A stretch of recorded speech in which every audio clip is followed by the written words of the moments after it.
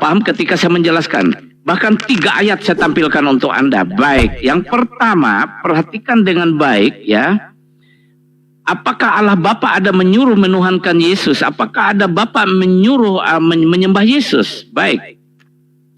Saya jawab dulu dengan apa itu namanya? Lukas 9 ayat 35. Maka terdengarlah suara dari dalam awan itu yang berkata, inilah anak yang kupilih, dengarkan lihatlah dia. Jadi ajaran Yesus harus didengar. Di dalam Yohanes 13, pasal 13, ayat 13 dan 14, ketika murid-murid memanggil Yesus Tuhan, dia berkata, perkataanmu itu benar. Ya. Kemudian dari Yesaya 9 ayat 5, sebab seorang anak telah lahir. Ya, ini Allah berfirman kepada Nabi Yesaya, dan Nabi Yesaya menulisnya di dalam kitab Yesaya ya. Sebab seorang anak telah lahir untuk kita, seorang putra telah diberikan untuk kita, lambang pemerintahan ada di atas bahunya, dan namanya disebutkan orang penasihat ajaib, Allah yang perkasa, Bapa yang kekal, Raja damai. Sebab itu Yesus juga disebut Allah. Oke. Yang berikut ya, ayat berikut dari Lukas pasal 2 ayat 11, malaikat berbicara. Ini bukan manusia yang berbicara ya. Ini malaikat yang diperintahkan oleh Allah Bapa, malaikat dari surga itu berbicara kepada orang-orang yang menyaksikan ya kelahiran Yesus. Maka ayat 10 dari Lukas 2 ayat 10-11 berkata, lalu kata malaikat itu kepada mereka, jangan takut, sebab sesungguhnya aku memberitakan kepadamu kesukaan besar, kegembiraan besar, sukacita besar untuk seluruh bangsa. Hari ini telah lahir bagimu juru selamat, yaitu Kristus Tuhan di kota Daud. Oke. Malaikat pun berkata, hari ini telah lahir bagimu yaitu Kristus, juru selamat, Mesias, yaitu Tuhan di kota Daud. Yang kita tahu diberi nama Yesus. Selesai bagian pertama, saya jawab yang kedua. Matius 7, 20, 21 ayat 22. Oke. Supaya tuntas ya. Matius 7, 21, 22. Baik. Judulnya Jalan yang Benar. Saya dari ayat 20, dari ayat 20. Jadi dari buahnya lah engkau mengenal mereka. Oke. Ayat ini, Fandi Ahmad, ayat ini ditujukan kepada pengikut Yesus, kepada orang Kristen, kepada orang yang memiliki karunia-karunia Roh Kudus untuk melayani, bisa ngusir setan, bisa menyembuhkan, bisa membuat mujizat. Ya. Ini diberi kepada orang Kristen, bukan untuk non-Kristen. Perhatikan, kalau non-Kristen itu, maaf, non-Kristen itu jatahnya nggak ada ke dalam surga menurut Alkitab. Itu udah di luar. Tapi ini orang yang tadinya masuk di dalam surga jatahnya, tapi karena buahnya tidak baik, maka mereka ini akan terpental, ditolak ya. Perhatikan, jadi dari buahnya lah kamu akan mengenal mereka. Meskipun Yesus sudah menebus kami dari dosa, tapi perbuatan kami tetap dinilai. Perhatikan ya. Tapi kalau di luar Kristus itu tidak ada dinilai, tidak dinilai oleh Tuhan Yesus karena itu di luar, ya itu di luar. Ini yang masuk ke surga ini, ya itu dinilai. Yang sudah ada di dalam dinilai. Kalau kelakuan tidak baik, buahnya tidak baik dilempar keluar. Maka Yesus berkata di dalam Matius 7 ayat 21, bukan setiap orang yang berseru kepadaku Tuhan, Tuhan akan masuk ke dalam kerajaan surga, melainkan dia yang melakukan kehendak Bapakku yang di surga. Apa itu kehendak Bapa? Kehendak Bapa itu supaya percaya kepada Yesus. Ya, kehendak Bapa itu supaya orang mendengarkan apa yang diajarkan oleh Yesus. Yesus mengajarkan supaya mentaati, ya percayalah kepada Allah dan juga percayalah kepadaku katanya. Ya di dalam Yohanes 14 ayat 1 dan 2 ya baca.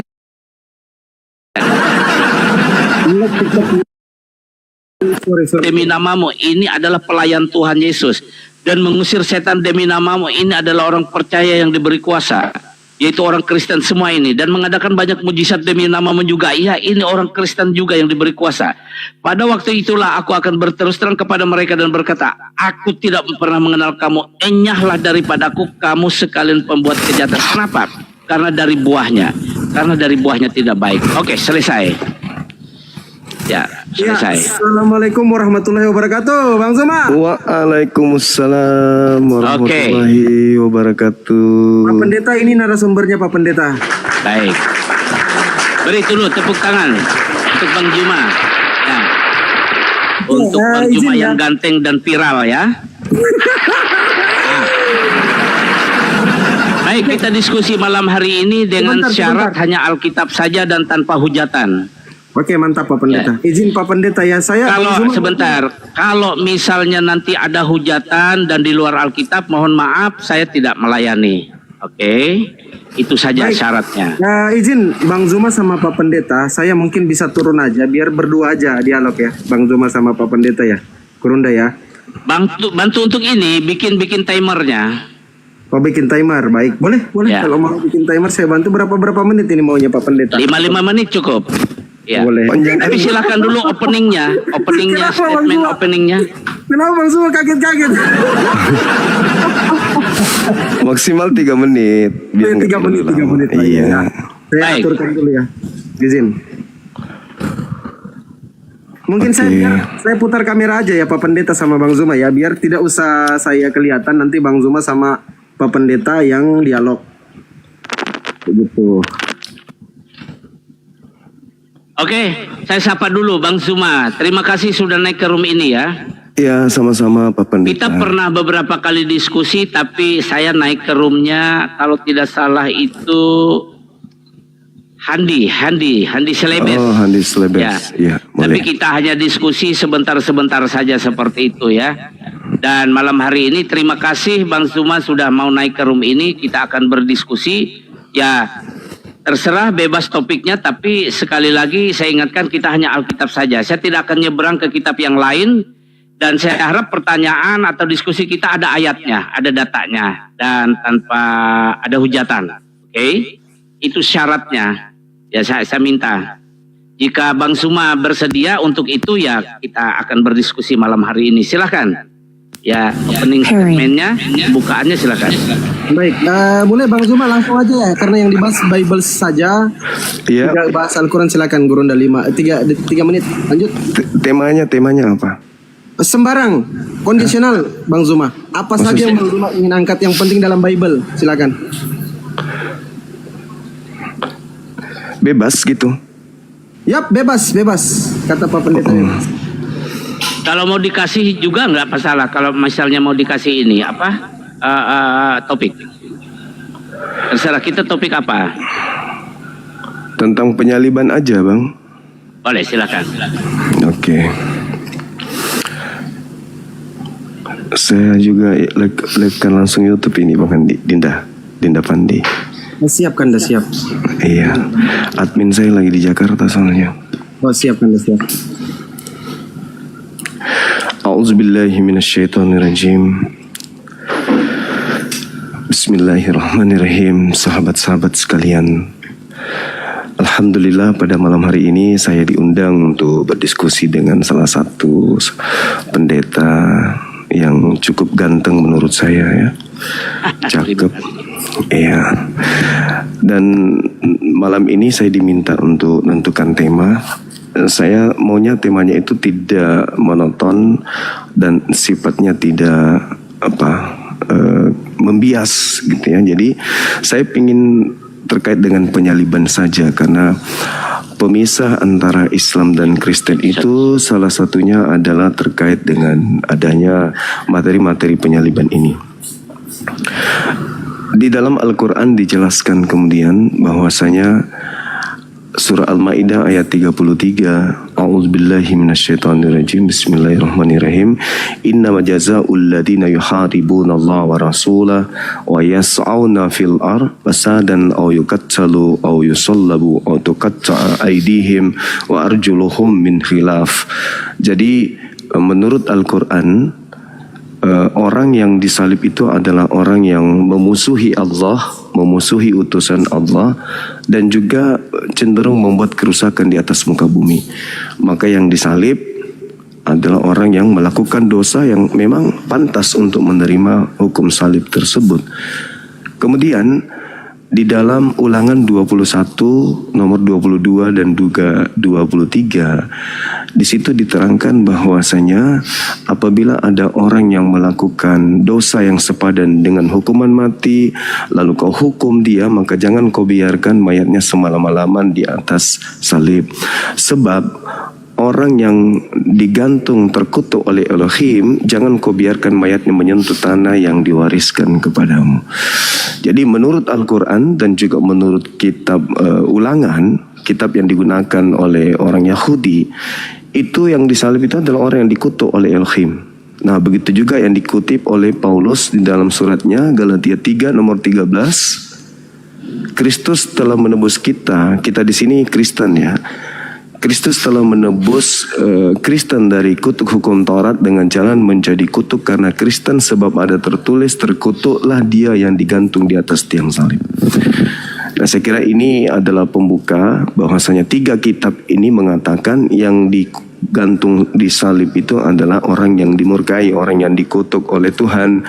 Kalau di Al-Quran dimurkai oleh Allah, kalau di dalam kitabnya Yahudi dimurkai oleh Elohim, dikutuk oleh Elohim. Kalau di dalam kitabnya orang Yahudi Kristen itu Kristus ini dikutuk oleh Theos atau Elohim atau Yahweh dalam pandangan agama Kristen. Sekira cukup. Silakan. Oke, sebentar, tunggu waktunya. Saya cari ayat dulu. Ambil ayat dulu. Siap Pak Pendeta. Ya teman-teman, nontonnya di Komal Bang Zuma ya, di live Bang Zuma. Jangan nonton di sini, live Bang Zuma, nonton di TikToknya tuh. Jangan di saya ini bukan narasumber. Kenapa kayak senang sekali Bang Zuma ini? Gompala Cordoba. Baik, terima kasih untuk Bang Zuma ya. Anda malam hari ini cukup lembut ya dengan saya ya. Tidak garang-garang ya. Memang jangan garang-garang ya.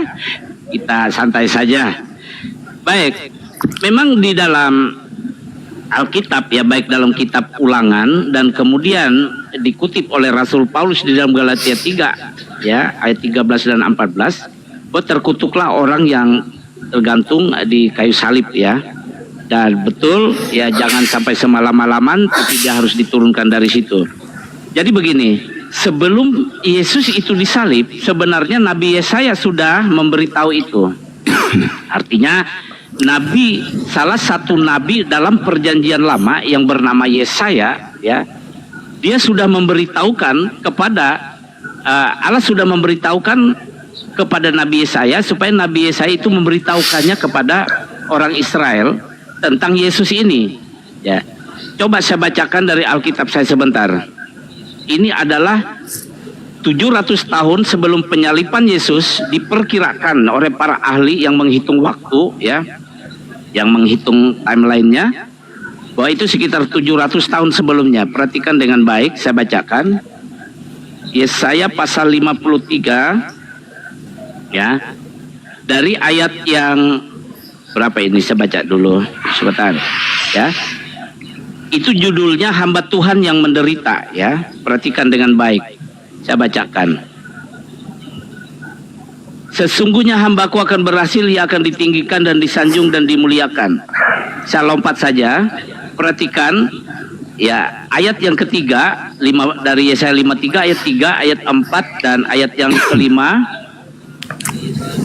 Ia dihindari orang, seorang yang penuh kesengsaraan dan yang biasa menderita kesakitan. Ia sangat dihina sehingga orang menutup mukanya terhadap dia. Dan bagi kita pun dia tidak masuk hitungan, tetapi sesungguhnya penyakit kitalah yang ditanggungnya dan kesengsaraan kitalah yang dipikulnya.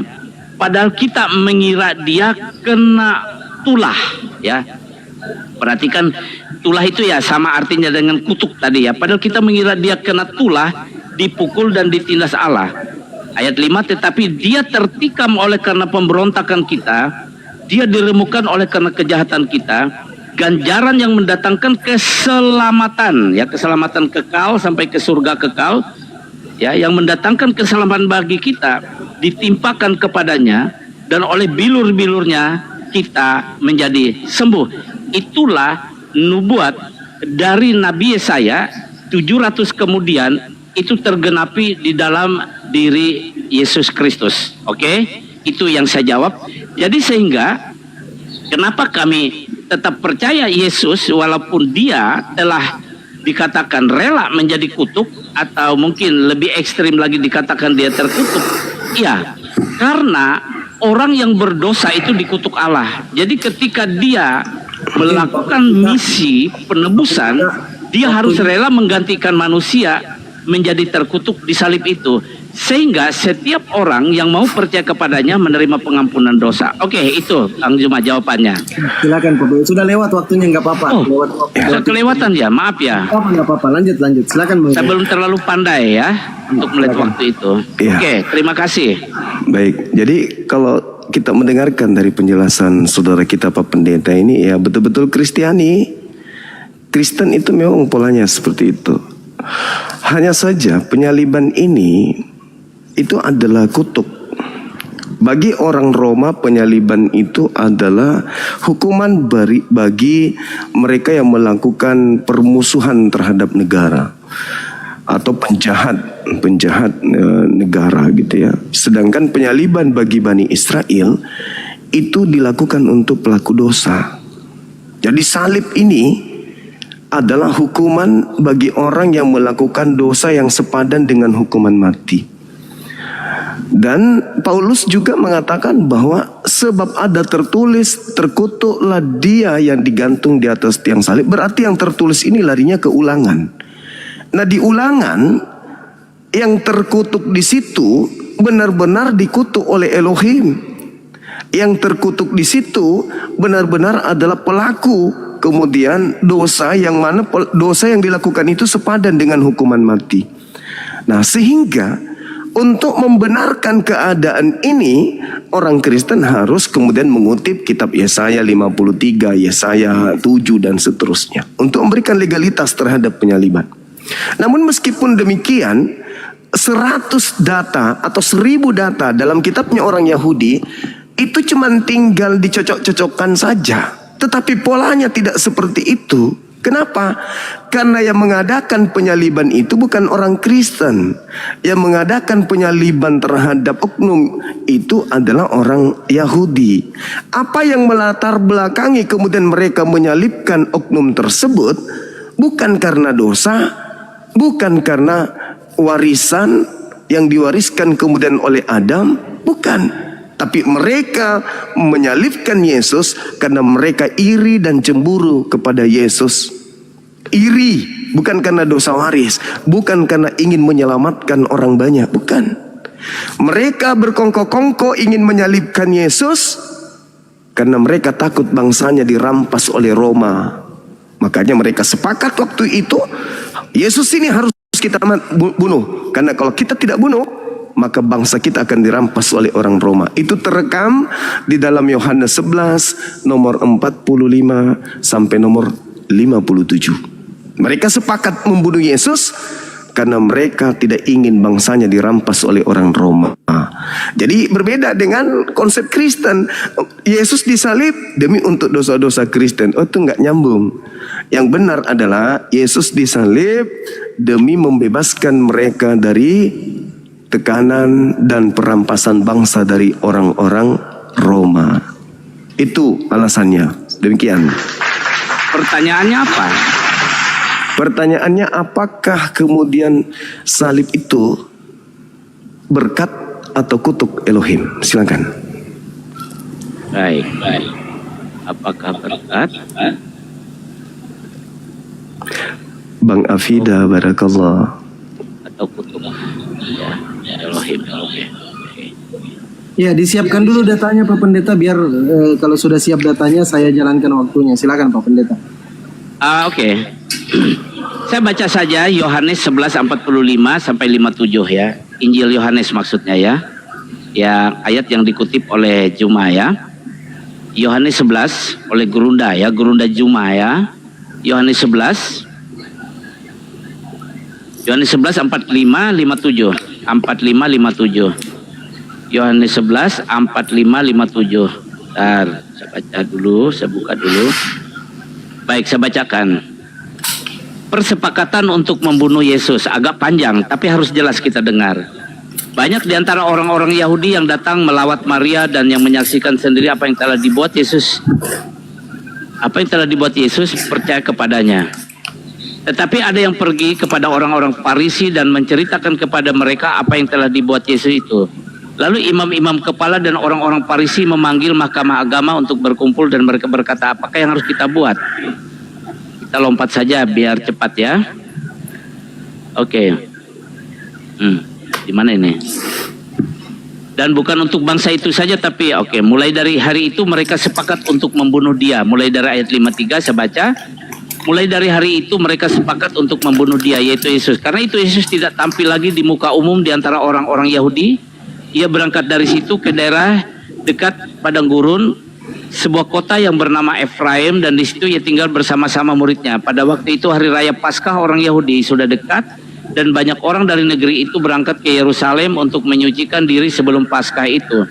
Mereka mencari Yesus dan sambil berdiri di dalam bait Allah mereka berbincang, berkata seorang kepada yang lain, bagaimana pendapatmu, akan datang juga kah ia ke pesta? Sementara imam-imam kepala dan orang-orang Farisi telah memberikan perintah supaya setiap orang yang tahu di mana dia berada memberitahukannya agar mereka dapat menangkap dia. Baik, pertanyaannya tadi, apakah salib berkat atau kutuk Elohim? Ya, perlu saya jelaskan Bang Zuma, setiap kami menjelaskan keberadaan Yesus dari sisi manapun, dari topik manapun, kami tidak lepas dari Alkitab. Jadi jika Anda berpendapat kami cocokologi, kami tidak cocokologi, kami Alkitabiah. Kami berdasarkan setiap ayat-ayat yang ada dalam Alkitab. Sebab jika kami lepas dari Alkitab, maka kami tidak Alkitabiah. Ya, itu untuk diketahui ya. Nah, oleh sebab itu, apapun yang saya sampaikan untuk menjelaskan mengenai penyalipan Yesus, ya, yang menjadi topik kita malam ini, baik dari Ulangan 21, 22, 23, dari Galatia 3, 13, 14, dari Yesaya pasal 53 ayat 3 dan selanjutnya, itu karena memang bagian dari ya fondasi atau fundamen iman Kristen, ya, untuk membangun iman kami. Jadi ya, kalau Anda berpendapat kami cocokologi, sekali lagi saya katakan kami tidak cocokologi, kami Alkitabiah. Baik, kembali ke kondisi Yesus ya. Ada dua versi yang diperhadapkan bagi kita dalam Alkitab ya. Ada kepentingan-kepentingan. Yesus ini ya, di dalam diri Yesus, di dalam misi Yesus itu, dia membawa kepentingan surga, kepentingan Allah atau kepentingan secara ilahi. Nah, sementara ketika Yesus ada di muka bumi, ya, Yerusalem dan orang Israel itu di bawah jajahan kerajaan Romawi. Oleh sebab itu kerajaan Romawi ini datang dengan kepentingan politiknya. Jadi jika tadi Anda berkata bahwa dia disalibkan karena orang iri, orang dengki, takut nanti ya ketika orang Israel percaya kepada Yesus, sementara Yesus ini semakin terkenal, semakin populer, jangan-jangan orang Romawi akhirnya akan menekan orang-orang Yahudi, akan apa itu namanya, membuat suatu tindakan terhadap orang Yahudi. Oleh sebab itu mereka memilih membunuh Yesus itu karena politik. Tapi secara ilahi, kematian Yesus disalib itu untuk menebus manusia dari dosa. Dia rela menjadi kutuk menggantikan manusia yang berdosa itu terkutuk. Nah, apakah salib Yesus itu jadi berkat atau kutuk? Jadi berkat bagi kami. Terima kasih. Bahkan bagi setiap orang yang percaya. Mantap. Iya. Cepat waktu ya. Ya. Udah lewat lama, nggak apa-apa. Lanjut dulu. Sudah selesai, Pak. Oke, thank you. Iya, baik. Yang saya tahu di dalam surah Paulus itu 1 Korintus 1 nomor 23, di situ dikatakan salib bagi orang Yahudi itu adalah batu sandungan dan bagi non-Yahudi itu adalah satu kebodohan. Di data Yohanes 11, tepatnya di data nomor 51, di situ dikata Yohanes 11 yang tadi, yang 51 nomor 51-nya, di situ kayak apa? Sebagai imam kepala yang bernubuat tahun itu juga bahwa Yesus harus mati untuk bangsa Israel. Sedangkan Pak Pendeta menunjukkan kemudian keinginan matinya Yesus itu untuk dosa-dosa keselamatan Kristen. Tidak ada nyambung-nyambungnya di situ. Itu pola yang dibangun oleh Kristen sendiri. Sedangkan kejadian perkara di TKP, orang-orang yang terlibat terhadap pembunuhan ini sedikit pun tidak ada yang berhubungan dengan keselamatan dari dosa dan seterusnya. Itu nggak ada. Mereka hanya takut bangsa mereka dirampas. Jadi orang Kristen ini, mau dia apa pendeta kah, mau dia pastor kah, atau apapun titelnya, mereka ini bukan ahli kitab. Yang ahli kitab itu adalah Bani Israel, Bani Yehuda. Mereka yang mengerti tentang kitab Yesaya, mereka yang mengerti tentang kitab Daniel, mereka yang mengerti kemudian kitab Yeremia dan seterusnya. Sebagai ahli, di situ ada ahli kitab, di situ ada orang Farisi, di situ ada imam kepala, di situ ada mahkamah agama, sidang mereka. Apa yang harus kita lakukan terhadap Yesus? Andai saja nubuat itu ada. Oh, ini kan sudah dinubuatkan di dalam kitab kita bahwa Mesias memang harus mati. Maka kita harus panggil Yesus. Bagaimana saudara Yesus? Ini mau digenapi ini. Apa yang kau firmankan ini sudah mau digenapi. Oh ya udah silakan. Siapa yang menjadi eksekutor bla bla dan seterusnya. Tapi faktanya nomor 57:3 dikatakan mulai hari itu mereka sepakat membunuh Yesus. Apa yang dikatakan 54-nya? Saat itu juga Yesus tidak lagi menampilkan diri di tengah-tengah orang Yahudi, melainkan dia pergi ke sebuah gurun, ke padang gurun bernama Efraim. Di sanalah dia tinggal bersama dengan muridnya, menghindari agar tidak ditangkap. Jadi nubuatan itu cuman bentukan gereja mula-mula supaya dosa-dosa mereka ini itu berasa diampuni dengan Yesus menjadi korban. Padahal penyaliban itu adalah kutuk Elohim. Penyaliban itu adalah kutuk, bukan berkat. Namanya kutuk, ia mendatangkan kutuk, bukan mendatangkan berkat. Namanya berkat mendatangkan berkat, bukan mendatangkan kutuk. Jadi saya minta dalil ke Pak Pendeta, tolong di mana salib itu disebut berkat, silakan. Haleluya, musik dulu. Santai saja ya, santai saja. Haleluya. Kalau masuk di sini joget-joget, pakai joget-joget di sini. Silakan Pak Pendeta. Pas Pak Pendeta mulai ngomong saya langsung kasih timer lah. Silakan Pak Pendeta. Ya santai dulu. Oh iya. Tenang. Kalau dengan si Nandar, si Loading mereka ikut joget ya. Jadi ambil air putih dulu Pak Pendeta. Air putih dulu Pak Pendeta. Ya boleh. Minum dulu.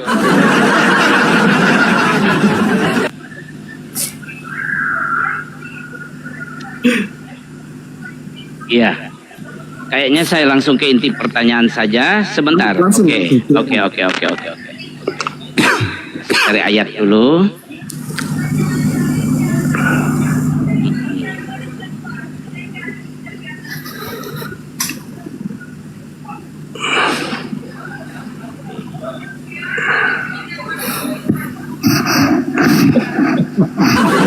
Kamu jawab ini. Iya, silakan Pak Pendeta. Apakah salib itu menjadi kutuk oleh Elohim atau salib itu menjadi berkat? Oke, Bang Juma, ya Gurunda Juma tetap berkeputusan menyatakan bahwa salib itu menjadi kutuk. Tapi firman Allah di dalam kitab suci Alkitab dan kami imani, kami percaya salib itu menjadi berkat. Dalil yang diminta maka saya tampilkan Kolose 1 ayat 20 ya, boleh dibaca ya. Kolose 1 ayat 20, dan oleh dialah ya, dan oleh Yesuslah ya, saya terjemahkan langsung begitu, perhatikan ya. Dan oleh dialah ia memperdamaikan segala sesuatu dengan dirinya, baik yang ada di bumi maupun yang ada di surga, sesudah ia mengadakan pendamaian oleh darah salib Kristus ya. Dan perhatikan di Efesus 2 ayat 16, dan untuk memperdamaikan keduanya, yaitu Allah dan manusia ya, di mana manusia menjadi seteru Allah karena berbuat dosa. Jadi untuk memperdamaikan itu di dalam satu tubuh dengan Allah oleh salib, dengan melenyapkan perseteruan pada salib itu. Jadi sudah jelas salib itu menjadi berkat di dalam iman Kristen ya. Gurunda Juma. Baik, masih ada waktu 01 dan 6. Imam besar ya, imam besar berkata hal ini dikatakan bukan dari dirinya sendiri. Artinya imam besar ini mendapat pengertian ya, pengertian yang diberikan oleh Allah melalui Roh Kudus. meskipun imam besar berbicara waktu itu, imam besar ini adalah representasi atau yang mewakili atau yang memimpin pemimpin umat Yahudi yang berpegangan kepada Taurat Musa. Nah, di dalam Injil Yohanes 1 ayat 17, hukum Taurat itu dibawa oleh Musa. Sedangkan kasih karunia dan kebenaran datang oleh Yesus Kristus. Artinya, ketika Yesus memberitakan Injil, sebenarnya hukum Taurat ini sudah selesai. Ya, sudah selesai. Yang Allah inginkan bahwa orang-orang Yahudi tidak lagi memakai hukum Taurat, tapi pindah kepada hukum Kristus. Dari perjanjian lama ke perjanjian baru. Sehingga orang Yahudi lebih mendengarkan imam besar, itu betul. Karena memang mereka menolak Kristus itu Mesias. Mereka menolak Yesus itu datang sebagai Mesias, sebagai juru selamat. Ya. Kemudian Yesus dikatakan hanya untuk orang Yahudi. Oke, untuk diri Yesus, dia hanya di dalam kemanusiaannya, dia hanya dia hanya datang kepada orang-orang Yahudi yang tinggal di Yerusalem dan sekitarnya. Baik, Pak Pendeta izin. Waktunya habis, Pak Pendeta. Gini, Pak Habis Pendeta. Ya, habis waktunya. Jadi 0259. Lengket itu waktunya. Saya pikir masih. Udah selesai, Pak Pendeta. Makanya diperhatikan. Jadi izin, Pak Pendeta ya. Siap. Biar lebih efektif diskusinya. Saran saya sebagai moderator, Pak Pendeta. Siap. Lebih baik kita tiktokan aja apa yang ditanyakan Bang Zuma. Mungkin setelah begitu. satu dalil ditanggapi lagi oleh Bang Zuma. Supaya tidak Pak Pendeta kehabisan waktu terus untuk menjawab. Boleh. Nah, biar kita juga dapat poinnya, Pak Pendeta. Yang Siap. menyimak di bawah dapat poin, yang teman-teman Kristen maupun Muslim dapat poin. Gitu, Pak Pendeta. Ya. Baik, Silakan, Bang Zuma. silakan apresiasi buat moderator dulu.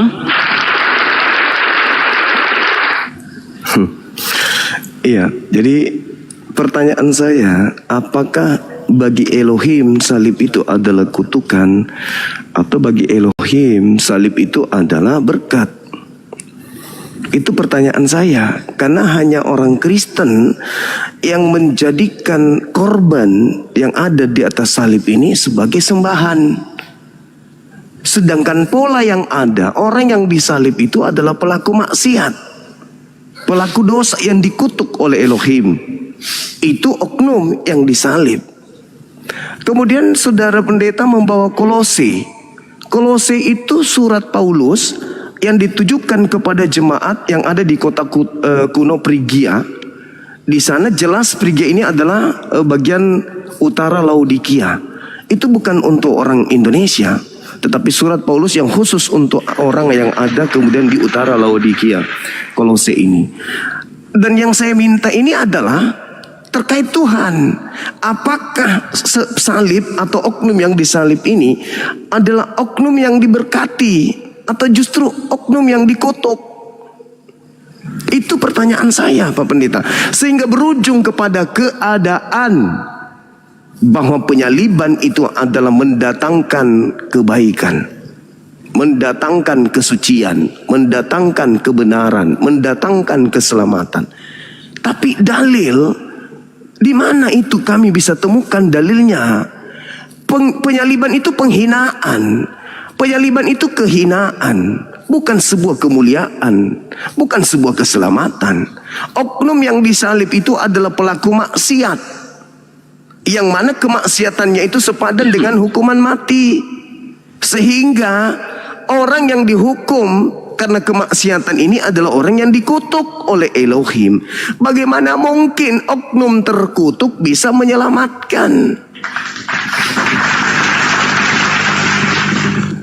Sehingga saya berani mengatakan bahwa yang disalib itu bukan Yesus.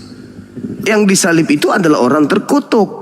Tidak ada dosa Yesus yang menyebabkan dia dikutuk. Tak ada. Dosa apa yang Yesus lakukan sampai dia dikutuk oleh Elohim? Nggak ada. Sedangkan yang dikutuk ini adalah pelaku maksiat. Di dalam kitabnya orang Yahudi diterangkan, Amsal 20 Ulangan 27 nomor 25. Terkutuklah dia yang makan suap. Nah, yang makan suap itu Yudas, bukan Yesus. Maka yang memenuhi syarat untuk disalibkan Yudas, bukan Yesus. Karena orang yang disalib ini pertama harus melakukan dosa dulu. di mana dosa ini sepadan dengan hukuman mati. Yang kedua, orang yang disalib ini adalah orang yang dikutuk oleh Elohim. Yesus tidak melakukan dosa. Kedua, Yesus tidak dikutuk Elohim. Berarti bukan dia. Nah, Yudas melakukan dosa, makan suap. Yudas dikutuk oleh Tuhan, makan suap. Karena yang makan suap itu yang dikutuk. Maka yang betul, yang disalib ini adalah Yudas. Kecuali Pak Pendeta bisa menunjukkan ada dalil bahwa Tuhan kemudian memberi berkat kepada orang yang dikutuknya sendiri. Silakan. Haleluya, darah Yesus berkuasa.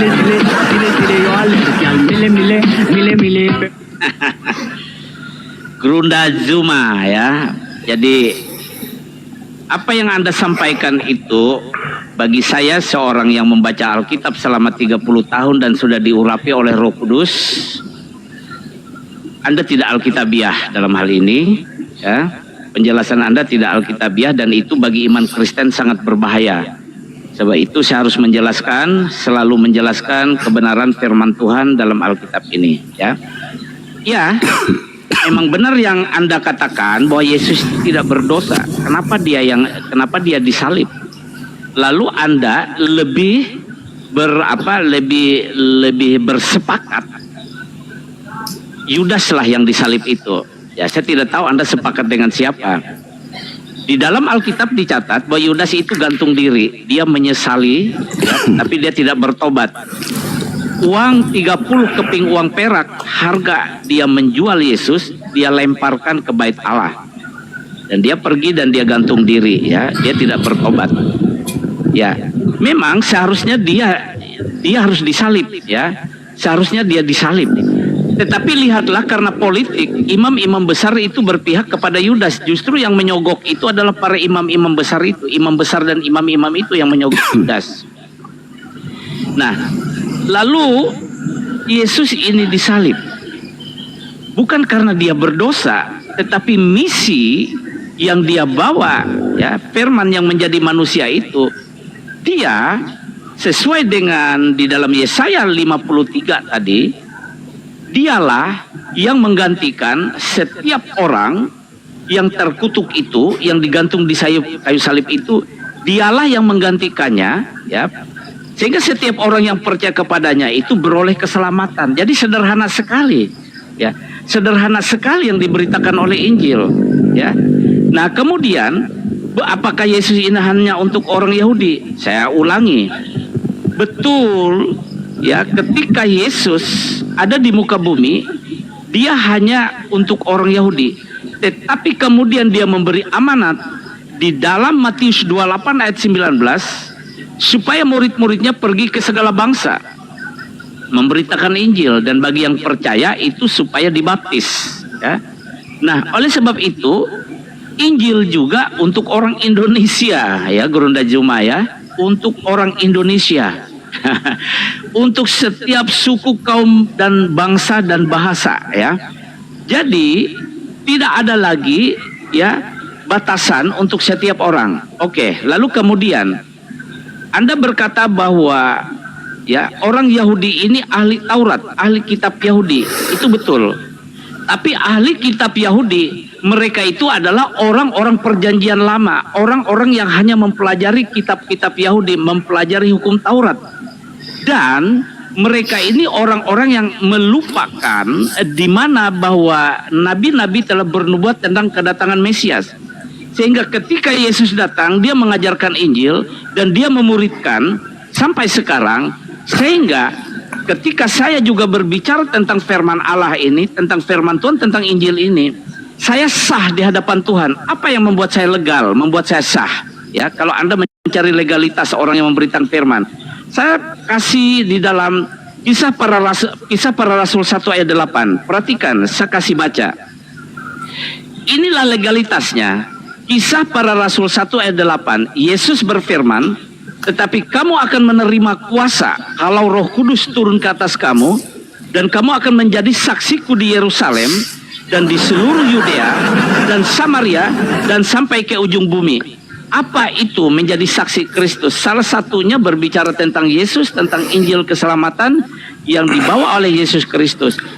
Jadi legalitas di zaman Tuhan Yesus ya, maksudnya di zaman kasih karunia ini, legalitasnya kalau orang itu sudah dipenuhi Roh Kudus atau dibaptis Roh Kudus, bukan baptis air loh.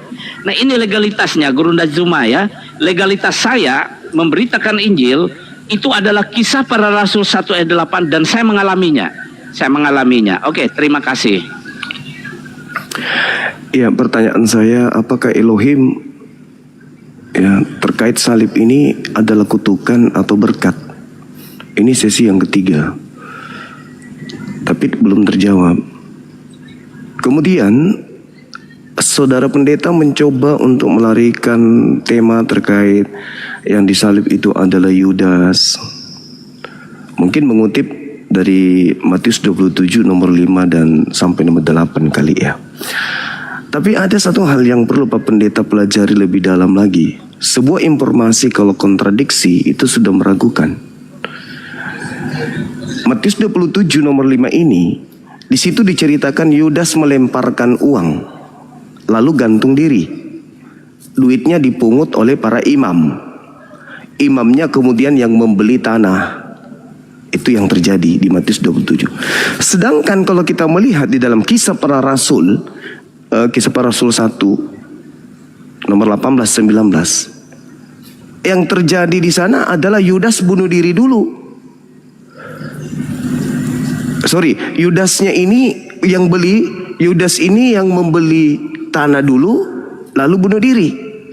Jadi yang membeli tanah adalah Yudas. Setelah Yudas beli tanah, dia bunuh diri. Sedangkan kalau kita lihat dalam Matius 27, Yudas tidak beli tanah. Yudas melemparkan uang, lalu dia bunuh diri, duitnya dipungut. Yang membeli tanah adalah imam-imam. Di Kisah Para Rasul 1 18-19, Yudas sendiri yang beli tanah. Di Matius 27 nomor 5, imam yang beli tanah. Di Matius 27 nomor 5 sampai nomor 8, Yudas bunuh diri, imam beli tanah. Di Kisah Para Rasul 1 18-19, Yudasnya beli tanah lalu bunuh diri. Kontradiksi. Jadi itu tertolak demi ilmu. Itu tertolak demi ilmu. Iya, harus, kecuali kita ingin gila permanen. Jadi kembali kepada tema, apakah salib ini hukuman bagi orang yang diberkati, hukuman bagi orang yang dikasihi, hukuman bagi orang yang disayangi? Inilah anakku yang kukasihi, kemuliaan yang engkau berikan kepadaku sebelum dunia ada. Yohanes 17, Yohanes 1 nomor 14, kemuliaan yang Tuhan berikan kepada Yesus. Apakah yang disalib ini orang yang dimuliakan Tuhan, atau yang disalib ini adalah orang yang dikutuk Tuhan? Itu Pak Pendeta. Pertanyaan saya ini yang keempat kalinya saya ulang. Apakah yang disalib ini orang yang dikutuk? Apakah yang disalib ini orang yang diberkati atau orang yang dimuliakan? Kalau yang disalib ini adalah orang yang dikutuk Tuhan, maka yang disalib Yudas. Tapi kalau yang dikutuk ini adalah orang yang dimuliakan Tuhan, berarti yang disalib ini adalah Yesus. Sederhana kok itu. Jangan egosentris dulu, jangan ego beragama dulu. Jauhkan dulu ego kekristenan. Kristen itu sudah satu paket. Satu narasi yang begitu dibuang aja. Narasi-narasi begitu dibuang. Ya, 1 Korintus 1 nomor 23. Tidak perlu narasi-narasi sampingan tuh, tidak perlu. Langsung aja ke poin. 1 Korintus 1 nomor 23, salib itu adalah kebodohan bagi Kristen. Itu fakta, itu dalil. Jadi kalau kita berbicara mengenai ilmu tentang penyaliban, Kristen tidak akan pernah sampai naik level, tetap pada tataran kebodohan. Ini pertanyaan keempat Pak Pendeta. Ini keempat. Dan pertanyaannya, pertanyaan cuma satu. Apakah orang yang disalib ini orang yang dikutuk Tuhan, atau yang disalib ini adalah orang yang dimuliakan Tuhan? Jawaban saudara silakan. Oke, kita buka Galatia 3:13. Saya langsung ke poin aja. Semoga Anda dapat menangkap dengan baik pesan ini ya. Perhatikan baik-baik, saya akan jelaskan. Sebentar, saya cari dulu ayatnya ini. Oke. Galatia 3:13 untuk menjawabnya. 13 dan 14. Saya baca dulu. Kristus telah menebus kita dari kutuk hukum Taurat dengan jalan menjadi kutuk karena kita. Sebab tertulis, terkutuklah orang yang digantung pada kayu salib. Yesus Kristus telah membuat ini supaya di dalam Dia berkat Abraham sampai bangsa-bangsa lain, sehingga oleh iman kita menerima roh, oleh iman kita menerima roh yang telah dijanjikan. Baik, saya jelaskan. Pertanyaan Guru Zuma yang menanyakan apakah orang yang disalib ini orang yang diberkati atau orang yang dikutuk. Baik, yang disalib itu adalah orang yang dikutuk. Tangkap baik ya.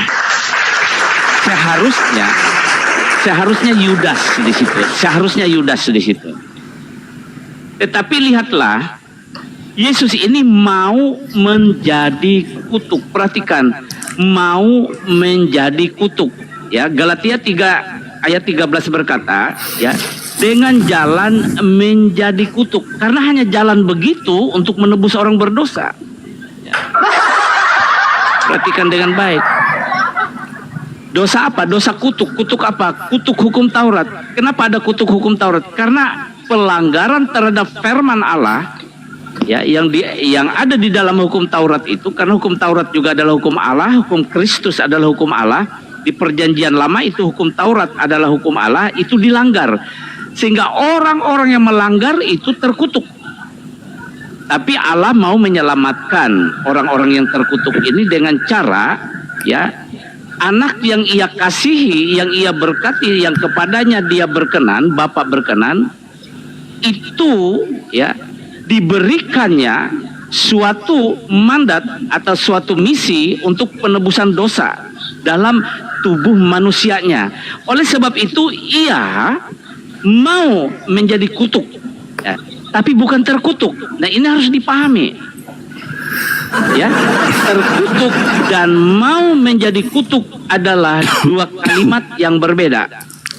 Dan ini tidak hanya karena ayat ini, tapi kalau kita lihat dari perjanjian baru, dari perjanjian lama sampai perjanjian baru tentang Mesias, tentang Kristus ini, ya, seperti yang sudah dibacakan tentang Yesaya, dia katakan dia tertikam karena pemberontakan kita, pemberontakan orang Israel. Tapi ketika dia datang kepada orang Israel, ya, kebanyakan orang Israel, orang Yahudi menolak dia, ya. Nah, oleh sebab itu siapa yang percaya kepadanya maka dibebaskan dari kutuk, ya, karena Yesus sudah rela menjadi kutuk. Itu maksudnya. Jadi pertanyaan, ya, dari Guru Dasuma sudah saya jawab, bukan belum dijawab, sudah saya jawab, ya. Oke, terima kasih. Oke. Kita mendengarkan saudara-saudara sekalian jawaban dari Pak Pendeta ini, ya, yang kita hormati. Dia katakan bahwa yang disalib itu adalah orang yang dikutuk Elohim. Sekarang, apakah Yesus yang dikutuk oleh Elohim? Karena Paulus sedang mengutip Ulangan 21, 22, 23 ini, dia mendudukkan Yesus sebagai orang yang dikutuk Elohim. Bukan orang yang sedang menanggung kutuk, bukan. Kutuk orang lain, bukan. Tetapi dia sendiri yang kemudian melakukan kemaksiatan yang sepadan dengan hukuman mati. Sehingga Tuhan mengutuknya. Tidak ada kaidah di dalam kitabnya orang Yahudi, keyakinan orang Yahudi, secara ritual atau secara tradisi budaya, di mana mereka mengorbankan manusia demi dosa-dosa mereka. Itu nggak ada. Itu hanya pelintiran orang-orang Kristen yang menginginkan dosa mereka ditanggung sama Kristus. Jadi kalau saudara sudah mengakui bahwa yang disalib itu adalah orang yang dikutuk oleh Elohim, ingat, Kristen itu datang belakangan. Ketika Yesus mengajarkan tentang Injil Kerajaan Tuhan kepada Bani Israel, Kristen belum ada. Pendeta, pastor itu belum ada. Yesus berpesan kepada Kristus palsu. Jadi kalau saudara mengatakan yang dikutuk oleh Elohim di atas tiang salib itu adalah Kristus sesuai dengan Galatia 3 nomor 13, maka kita sepakat. Kristus yang dimaksud itu adalah Kristus palsu yang Yesus nubuatkan di dalam Matius 24 nomor 24 sebagai penyesat. Dan itu adalah tanda atau simbol untuk angkatan jahat. Yesus menerangkan di dalam Matius 12 nomor 38, orang Farisi minta satu tanda dan tidak akan diberikan satu tanda kecuali tanda Yunus. Sebab Yunus 3 hari 3 malam dalam perut ikan, demikian juga anak manusia, Yudas anak manusia, akan berada dalam perut bumi, dalam kubur selama 3 hari 3 malam. Hari ketiga dia akan bangkit dari kubur. Dan itu adalah tanda untuk angkatan jahat. Jadi Yesus mengatakan, waspadalah kepada penyesat yang datang kepadamu dengan memakai nama aku Kristus. Dia akan menyesatkan banyak orang. Jadi kalau pendeta hari ini, wahai saudara-saudaraku Kristen dimanapun kalian berada, beliau sudah mengakui bahwa oknum yang disalib ini adalah oknum yang dikutuk oleh Elohim. Yakin dan percaya itu bukan anak Maria, tetapi itu adalah iblis yang ngaku-ngaku Yesus. Kecuali Pak Pendeta bisa menunjukkan kepada saya Yesus pernah melakukan dosa yang sepadan dengan hukuman mati sehingga Tuhan mengutuknya. Selama Pak Pendeta tidak bisa menunjukkan itu, maka yang dikutuk ini sepakat kita, Yesus namanya, Kristus gelarnya, tapi itu adalah sang penyesat, sibilisisis. Demikian. Anda lihai sekali mempelintir ayat-ayat Alkitab, dan Anda sangat terkenal adalah tukang pelintir ayat Alkitab. Ini netizen yang di bawah yang mengatakan ya. Jadi Anda mendapat predikat mempelintir ayat Alkitab ya, itu netizen yang mengatakan. Saya berkata tadi, yang digantung di salib itu adalah orang yang terkutuk. Tapi mengenai Yesus, dia rela menjadi kutuk. Ya. Perhatikan. Ya, di dalam Yesaya 53, perhatikan dengan baik. Tetapi sesungguhnya penyakit kitalah yang ditanggungnya, dan kesengsaraan kitalah yang dipikulnya. Padahal, perhatikan, padahal kita mengira dia kena tulah, dipukul dan ditindas Allah. Jadi malam hari ini saya melihat Gurunda Juma dengan penjelasannya termasuk orang-orang yang mengira-ngira bahwa Yesus ini adalah orang yang terkutuk. Itu adalah perkiraan, ya.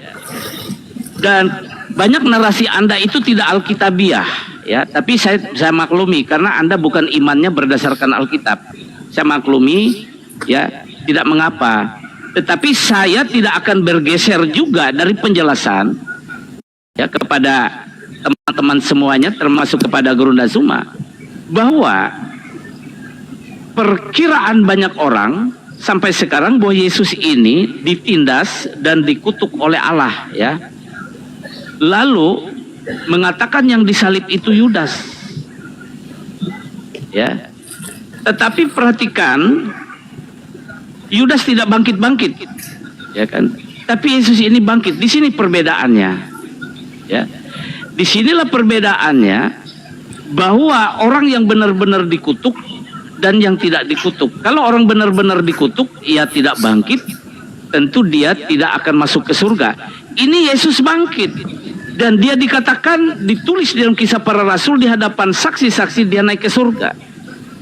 Jadi jelas sekali Alkitab ini benar-benar memberi penjelasan yang benar sesuai dengan kebenaran Allah, bukan kebenaran manusia. Ya. Nah, oleh sebab itu seluruh penjelasan mengenai penyaliban Yesus yang ada dalam Alkitab itu benar adanya. Ya. Yang disalib itu tidak diserupakan, itu Yesus sendiri. Tujuannya untuk pengampunan dosa. Sebab itu Yesus berkata, tidak ada seorang pun datang kepada Bapa kalau tidak melalui aku. Karena dialah yang disalib. Karena dialah yang rela menjadi kutuk dan menanggung segala dosa itu. Oke, itu terima kasih. Haleluya. Kita musik dulu ya.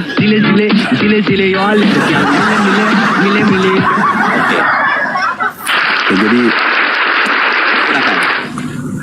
saudara-saudara, dari penjelasan Pak Pendeta dan cara merangkai materi, saya katakan pendeta kita ini masih butuh waktu kurang lebih 100 tahun untuk belajar baik-baik. Joget dulu Pak. Sile yo al kyal mile 100 tahun ya. Iya. Pertama Haleluya. Lanjut. ada dua kesalahan fatal yang dilakukan. Yang pertama mengutip Yesaya 53. Dinding pertama yang harus dilalui ketika mengutip Yesaya, kitab Yesaya diperuntukkan untuk Yesus adalah Yesaya 1 nomor 1. Ini adalah penglihatan yang Tuhan berikan kepada Yesaya bin Amos tentang Yehuda, tentang Yerusalem pada masa Usia, Yotam dan Hezekia. Jadi Yesaya itu, kitab Yesaya khususnya, itu untuk menceritakan raja-raja Yehuda terkait dengan Yehuda dan Yerusalem pada masa Hezekia, kemudian Yotam, Ahaz dan Uzia. Nggak ada zaman Yesus di situ. Bukan zaman Yesus Yesaya itu tembok pertama yang harus kemudian pendeta lalui untuk mengajar jemaat hal-hal yang keliru. Tembok yang kedua yang harus dilalui adalah orang Farisi, ahli Taurat, pun imam kepala, mahkamah agama. 4 komponen terkuat pada masanya ini yang harus dilalui oleh pendeta yang muncul belakangan. Bahwa ketika Yesus mereka ingin salibkan, tidak ada yang mengutip Yesaya. Malah pembunuhan yang terjadi terhadap Yesus adalah nubuat yang dikarang-karang tahun itu juga. Tadi saya sudah menunjukkan Yohanes 11 nomor 51. Imam kepala tahun itu juga bernubuat bahwa Yesus harus mati tahun ini juga demi bangsa kita. Kalau ini dua-dua tembok ini sudah diseberangi, sudah didobrak oleh seorang pendeta, baru hebat. Kalau belum, harus belajar memplesetkan Bible dulu selama kurang lebih 100 tahun baru hadapi Bang Zuma. Ya, itu fakta Pak. Itu fakta.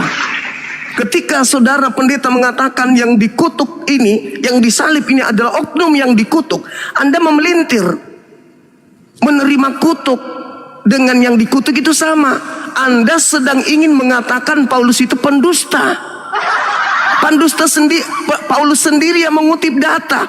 Paulus yang membocorkan, Paulus yang menjerat dirinya sendiri dengan mengutip Ulangan 21 nomor 22, nomor 23. Dengan dia mengutip data di dalam Ulangan 21, 22, 23, itu sama dengan dia sedang menyamakan Yesus itu dengan seorang perompak, dengan seorang penjahat kelas kakap yang dosanya harus seimbang dengan hukuman mati, di mana dia mati karena dikutuk oleh Elohim. Tidak ada di situ Pak, karena dia menanggung kutuk, atau dia kemudian ingin menebus dosa, atau karena dia ingin menyelamatkan orang-orang Kristen. Itu tak ada. Ulangan 21 nomor 22 nomor 23 itu bercerita tentang pelaku dosa yang sepadan dengan hukuman mati, sehingga ia dihukum mati karena dia dikutuk oleh Elohim. Jangankan oknumnya, mayatnya pun menjijikkan sampai mayatnya tidak boleh menyentuh tanah. Silakan dengan pola kekristenan Anda jual Yesus, silakan Anda jual. Tapi ingat sekali lagi, jangan saudara pendeta menjilat ludah yang Anda sudah buang, bahwa yang disalib itu adalah orang yang dikutuk oleh Elohim. Kami umat Islam, jangankan kemudian manusia yang dikutuk, malaikat yang dikutuk aja kami nggak mau sembah, apalagi makhluk yang dikutuk oleh Elohim. Ingat, makhluk yang dikutuk oleh Elohim itu adalah sibilisisis, iblis. Dan Yesus mengatakan bahwa kebangkitan hari ketiga itu adalah tanda untuk angkatan jahat.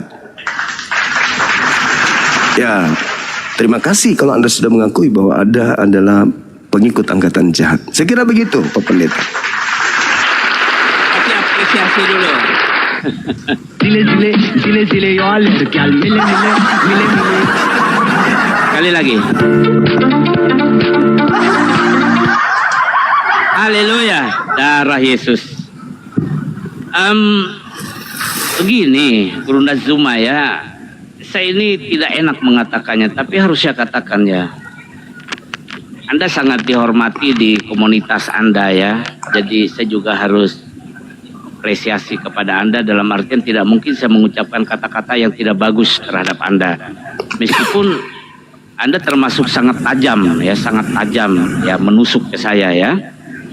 Anda berkata saya harus belajar 100 tahun lagi. Betul itu. Ya. Tapi menurut saya Andalah yang harus belajar 100 tahun lagi ya. Kalau begitu Pak Pendeta tolong tunjukkan kepada saya kitab Yesaya di pembukaan penglihatan kepada Yesaya bin Amos ini. Baik. Bercerita tentang Yesus, di mana itu diceritakan? Karena di situ sudah disebutkan nama. Baik. Ada nama di Saudara, situ ya. disebut. Baik. Usia, Yotam, kemudian Hezekia, kemudian Ahaz. Nama Yesusnya di mana terselip, Pak? Silakan. Perhatikan dengan baik apa yang diminta oleh Zuma, saya akan kasih tahu ya, Yesaya 1 ayat 1. Penglihatan yang telah dilihat Yesaya bin Amos tentang Yehuda dan Yerusalem dalam zaman Usia, Yotam, Ahaz dan Hizkia, raja-raja Yehuda. Perhatikan dengan baik, perhatikan dengan baik. Itu sebab saya katakan ya, Gerunda Zuma harus belajar Alkitab 100 tahun lagi ya. Karena satu, Gerunda Zuma tidak memahami timeline, tidak memahami rentang waktu dalam setiap peristiwa. Ya, rentang waktu dalam setiap peristiwa itu sebenarnya runtut, berurutan, tidak tumpang tindih, bolak-balik. Itu satu. Jadi saya harus kasih tahu meskipun tidak enak ini ya, dengan apresiasi saya katakan Bang Zuma tidak tepat di dalam timeline ya, di dalam rentang waktu yang bercerita tentang waktu dan konteks dan peristiwa di dalam Alkitab. Kemudian ketika Yesaya berkata di dalam Yesaya pasal 1 ayat 1, penglihatan yang telah dilihat Yesaya bin Amos tentang Yehuda dan Yerusalem, tahukah Gerunda Zuma, ketika Yesaya mendapat penglihatan, mendapat pewahyuan tentang Yehuda dan Yerusalem, dia melihat sesuatu yang akan terjadi ke depan di Yehuda dan di Yerusalem. Dan dia akan melihat di wilayah Yehuda itu, di Bethlehem itulah Kristus lahir, dan ia melihat di Yerusalem dan di sekitar Yerusalem itulah Yesus diadili dan kemudian dia disalibkan. Jadi walaupun Yesaya tidak menyebut nama Yesus di dalam Yesaya pasal 1 ayat 1 ini, tapi kejadian-kejadian di masa yang akan datang di Yehuda dan di seluruh Yerusalem itu Yesaya sudah melihat, mendapat pewahyuan dari Allah sehingga dia bernubuat menceritakannya, sehingga sampailah kita kepada yang namanya Yesaya pasal 9 ayat 5. Sebab seorang anak telah lahir untuk kita, seorang putra telah diberikan untuk kita, lambang pemerintahan ada di atas bahunya, dan namanya disebutkan orang penasihat ajaib, Allah yang perkasa, Bapa yang kekal, Raja damai. Nah itulah Yesus. Bentar, baterai saya lobet. Izin Pak Pendeta ya. Sebentar. Iya. Belum selesai saya. Iya, kok bisa Saya juga ada laporan ini teman-teman, diperkuat komal kita. Saya salah Belum selesai saya, belum selesai. di-report lagi. Sebentar. Silakan Pak, lobet karangannya saya. lanjut lagi. Anda jangan bilang saya mengarang, saya Alkitabiah ya, Gerunda Zuma. Saya sangat Alkitabiah. Anda bersyukur bisa ketemu saya di room ini ya. Anda bersyukur ya, karena saya menjelaskan Alkitabiah. Jadi wawasan Anda bertambah tentang Alkitab ya. Ya.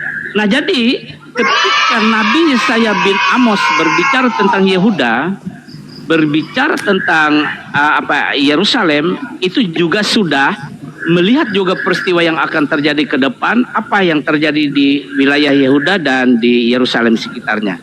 Salah satunya adalah kelahiran, kematian, kebangkitan Kristus, ya, penyalipan Yesus. Itu sudah dia lihat, makanya dia berbicara, bernubuat di dalam Yesaya 9 tadi, bahkan di dalam Yesaya 53. Oke, terima kasih. Ini begini saudara, saya sedikit lengah sehingga baterai saya itu sisa 16. Ini di bawah standar sekali. Ya, jadi bagaimana ini ya? Ya udah dari Pak Pendeta aja, mau rehat dulu kan, nanti lagi dilanjut, nggak apa-apa, santai aja Pak Pendeta. Iya, mungkin saya harus cari Saya dulu tadi ini mulai butuh dari waktu. angka 8. Baterai saya tadi angka 8. Saya sudah laporan sama Dinda Fandi, di sini mati lampu baru nyala, baru 8%. Oh begitu ya. Iya. Sekarang alhamdulillah sudah 49%. Sambil ngecas saya. Ini saya semakin Jadi- turun nih, 15. Aduh, ini radiasi ya. Sebelum innalillah, saya ingin menjelaskan yang tadi Pak Pendeta, boleh? Silakan. Oke. Ya closing aja, silakan Bang Zuma. Ya. Jadi Closing tidak dulu biar kita rehat dulu. Nih, saya takut Iya. ada masalah kalau dipaksakan HP-nya. Ya, jadi tidak ada di antara 4 raja-raja Yehuda yang disebutkan yang hidup sesama dengan Yesus. Jadi penglihatan Yesaya bin Amos tentang Yerusalem dan Yehuda pada masa dalam zaman bukan dalam zaman Yesus. Penglihatan ini adalah penglihatan tentang Yerusalem dan Yehuda pada zaman Uzia, pada zaman Yotam, pada zaman Ahaz, pada zaman Hezekia. Tidak ada zaman Yesus. Penglihatan ini, jadi Yesaya 1 itu Pak Pendeta sampai kepada Yesaya 66 itu hanya bercerita zaman Usia, zaman Yotam, zaman Ahaz, zaman Hezekia. Tidak ada zaman Yesus. Alamak, tolonglah belajar lagi lah. Jangan mempermalukan jemaat Pak Pendeta. Itu dalil loh. Oke dulu kalau gitu. Zile yo al gal mile. Zile yo al gal mile. Katanya harus Lanjut. Alkitabiah, tapi tidak Alkitabiah. Karena di situ dijelaskan penglihatan Yesaya bin Amos terkait dengan tentang Yehuda Yerusalem pada zaman Hezekia, pada zaman Usia, Yotam, Ahaz. Tidak ada zaman Yesus. Jangankan Yesus, zaman Yohanes Pembaptis saja tidak. Zaman siapa? Tidak diceritakan di situ, nggak ada. Jadi jangan mengada-adakan sesuatu yang tidak pas. Jadi 2 kesalahan yang dilakukan oleh pendeta. Yang pertama tadi terkait dengan yang disalib itu adalah yang dikutuk Elohim. Yang kedua, Yesaya 53 diambil oleh Pak Pendeta, di mana itu bercerita tentang salah satu dari raja-raja Yehuda yang disebutkan dalam Yesaya 1 nomor 1. Saya kira begitu. Pada kesimpulannya bahwa salib itu adalah kutuk. Jadi orang yang menerima salib sebagai simbol agama, berarti dia menjadikan kutuk sebagai simbol agamanya. Demikian. Oke. Izin mungkin kita akhiri dulu karena Pak Pendeta juga handphonenya itu sudah loaded kali ya. Ya itu Pendeta. tinggal 11 lagi, turun Ya, terus. nggak apa-apa Pak Pendeta, turun aja, nggak apa-apa. Ditekan. Bang Zuma, kapan kita lanjutkan lagi, Bang Zuma? Nanti komunikasi sama saya Pak Pendeta. Iya. Tenang aja. Siap. Oke, maaf Silakan. tidak dapat menjawab siap. dulu ya, Siap, Gurunda siap. Zuma ya, karena baterai saya nurun terus nih. Ya nggak apa-apa, Oke, nanti sampai jebol ketemu lagi. baterainya. Iya, Ya, makasih Pak Pendeta. Pak Pendeta. Thank you ya Gurunda selalu. Zuma, thank you Fandi Makasih. Ahmad, thank you. Sampai Siap. ketemu lagi ya. Makasih Ya, Pak. selamat malam. Malam. Ya, silakan kalau mau turun saya mau doa sebentar dan saya akan turun Oh, iya. ini. Iya. Tinggal 10 lagi, aduh. Gimana Pak Pak Di? Pendeta Turun terus. tekan host itu Pak Pendeta sebelah paling kiri bawah ada host tuh. Udah muncul. Nah, ada tanda Belum. panah itu kayak segitiga itu tanda panahnya. Coba ditekan itu. Itu keluar sendiri. Oke. Sebelah kanan atas. Coba. Sudah? Coba dari host dulu, tekan hostnya Ya paling sudah. kiri bawah. Ini yang muncul pengaturan. Bukan yang sebelah kiri Pak Pendeta, host paling kiri bawah. Host. Iya, paling kiri bawah. Host. tekan paling Oke, kiri bawah. host sudah. Udah muncul. Ada yang sebelah kanan atas tuh, paling kanan atas itu bukan titik 3 dia kayak tanda panah. Oke, Itu keluar. sudah. Oh, putuskan lab. Oke. Ya, betul Pak Pendeta. Sorry, saya belum ingatkan.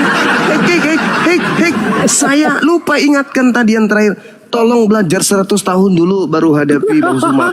Lupa saya. Astagfirullah. Dari tadi kau ketawa karena sakit sekali perutku. Enggak, takutnya besok muncul belum 100 tahun ilmu masih minim.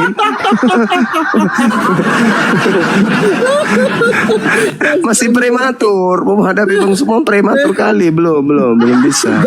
Jauh kali kan, jauh kali. Jauh. Jauh. Aku Jauh. pikir ada ilmu Belum dikit. layak. Belum layak kan. Belum. Kanda Bang Zuma lanjut aja solo Bang Zuma, solo live ya. Bisa itu. Kasih aja temanya Dinda, kasih tema. Enggak, ini bukan di Komalku ini Kanda, ini PKN ini. Nanti saya turun, saya tutup live, Bang Zuma lanjut. Teman-teman semua ke Bang Zuma ya. Ini akun Bang Zuma BZ Property, akun terakhir kayaknya, yang lain semua tewas. Teman-teman ke sana semua biar Bang Zuma solo aja, atau mau naikkan kawan-kawan muslim yang lain nggak apa-apa. Teman-teman ke sana semua ya, ke Bang Zuma ya. Dinda Jangan mau tutup turun. Kanda. Iya, saya mau turun. Nanti saya pakai akun Hafiz Ultra kalau bisa naik ke Komal Bang Zuma, nggak apa-apa. Oke, sip. Nah, ya udah Kanda ya. Assalamualaikum. Waalaikumsalam warahmatullahi wabarakatuh. Naik aja ke sini moderator. Oke, kita ke Komal Bang Zuma.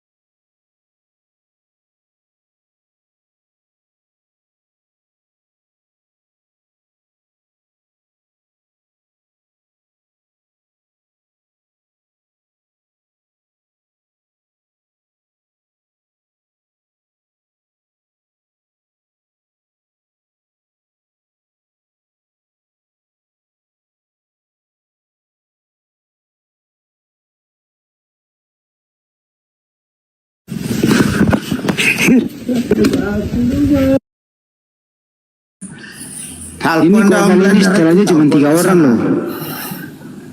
Iya Bang Juma ya, setelahnya cuma 3 orang. Iya, betul. Oke, Saudara Matius, nanti kita ngobrol-ngobrol lagi, Saudara, berbicara banyak hal. Ya. Kasih Om Juma, kasih tahu pada Belander ada baku dapat dan Matius baku. Oh, siap. Baik. Bela saya baku ini. Assalamualaikum. Waalaikumsalam warahmatullahi wabarakatuh. Sorry teman-teman yang di YouTube, saya kurang monitor tadi, ternyata Terputus katanya. Iya, dari tadi katanya terputus. Sorry. Insya Allah kita nyambung lagi ya. Nyambung lagi aja. Ini udah nyambung kok, Teman-teman di YouTube, sorry ya, saya tidak monitor. Inilah kalau serius. Kita naikkan lagi yang oten.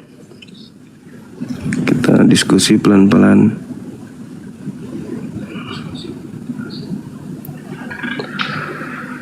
Emang ini hotel ini Lord. Lord, selamat malam Lord. Bang Lord. Halo. Lord. Lord. Mau ngapain naik Bang? Siapa yang gebuknya orang? Iya lah. Iya. Mau diskusi Bang? Boleh. Ya silakan Bang. Itu topinya ada tuh di stiker tuh. Maksudnya apa itu saling berkat orang kutuk? Maksudnya kayak mana nih? Iya, apakah salib itu berkat atau kutuk? Berkat. Dalilnya? Banyak dalilnya itu. Silakan satu aja Bang. Mungkin Habis kamu itu aja kita nggak sekali. Mungkin kamu Iya, di mana? Dalilnya Anda katakan banyak, satu aja. Di mana itu dalil? Nah, capek ngomong sama kamu. Banyak pun udah kamu dengarin itu. Nggak, kamu nggak mengerti. Loh, kan naik ke sini untuk berdiskusi abangku. Abang tinggal Juma. tanya. Juma, Iya. dengar ya Juma. Iya. Omonganmu itu sangat membahayakan dirimu loh Juma. Enggak apa-apa, mati pun saya rela Bang, demi keselamatan saudara-saudara Kristen. Saya nggak takut ancaman, enggak. Indonesia ini merdeka karena keberanian umat Islam. Gini loh, Bang Kalau Juma. umat Islam itu pengecut kayak kalian, negara ini nggak akan merdeka dari penjajah. Ancamannya Gitu, bukan dari bukan datang dari sama manusia, tapi yang dari atas Juma. Oh, Dari nggak yang di mungkin. atas. Iblis maksudnya. Iblis, nggak mungkin.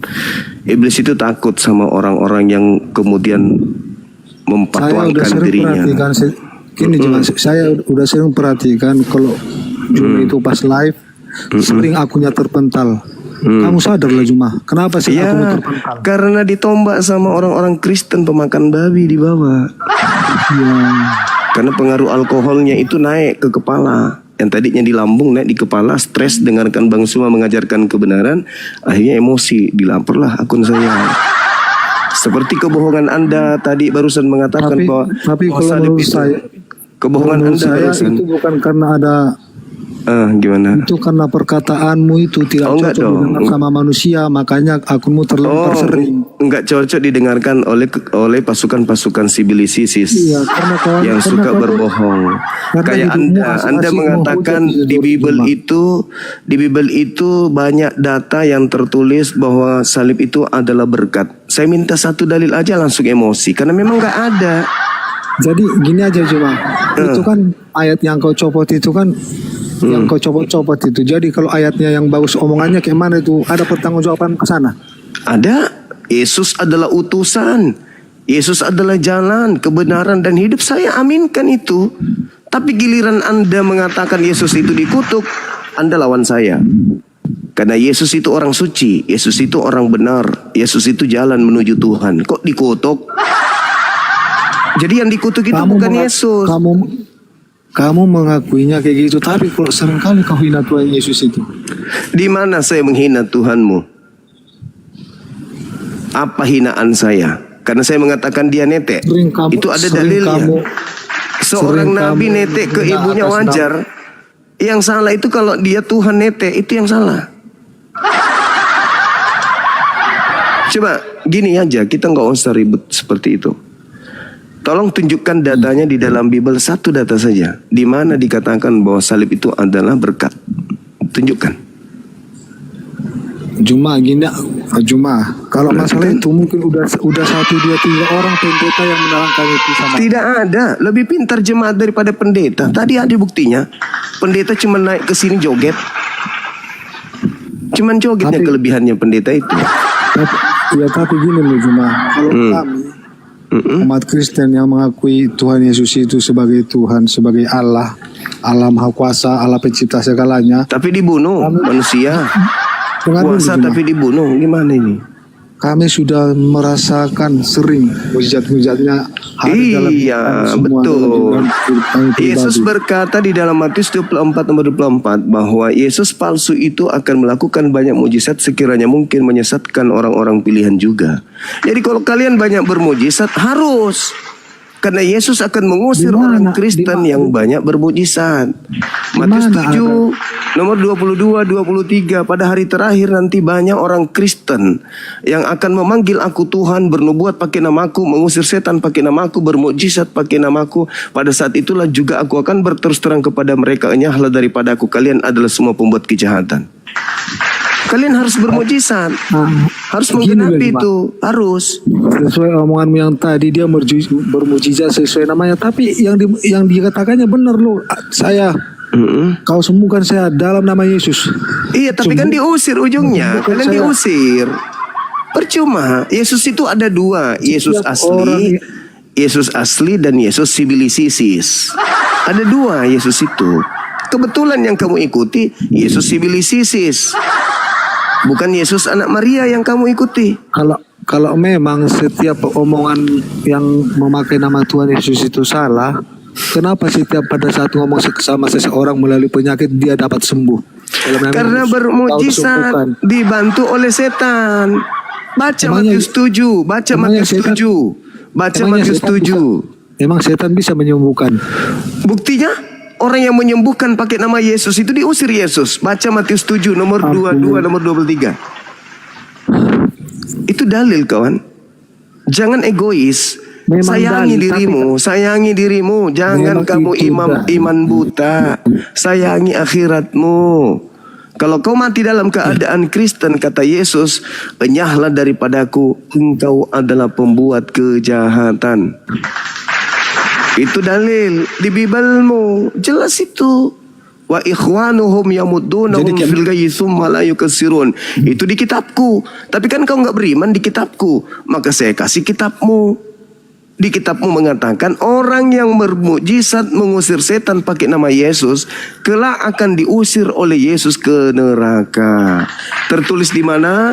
Matius 7 nomor berapa? 22 sampai 23. Kamu enggak takut itu diusir Yesus? Enggak. Ya kalau dia pas saat memakai nama Yesus, kalau dengan tidak sesuai dengan perintahnya, ya itu betul yang kau bilang. Ini dia tidak bisa. Yesus. Tidak ada dalilnya seperti itu. Kok jadi Juma pula yang tahu? Itu dalil. Saya berdasarkan dalil. Di mana dalilnya? Jadi kau yang tahu iman kepercayaan orang. Iya, di mana dalilnya itu? Saya tahu karena saya baca Bible. Saya paham Bible. Kamu hanya ikuti pendeta dan pastor. Habis itu kamu dompetmu digrogotin 10% tiap bulan. Tapi kamu nggak diajari Bible. Diajarin joget, iya kayak tadi. Cobalah kawan, jangan gengsi. Yang salah-salah, yang benar-benar. Kamu jangan gengsi mengakui bahwa kamu itu pengikut keyakinan yang... Iya gini loh Bang Juma. Apa saudara? Tapi kalau saya pribadi Bang, saya sudah banyak menerima mujizat dari Tuhan.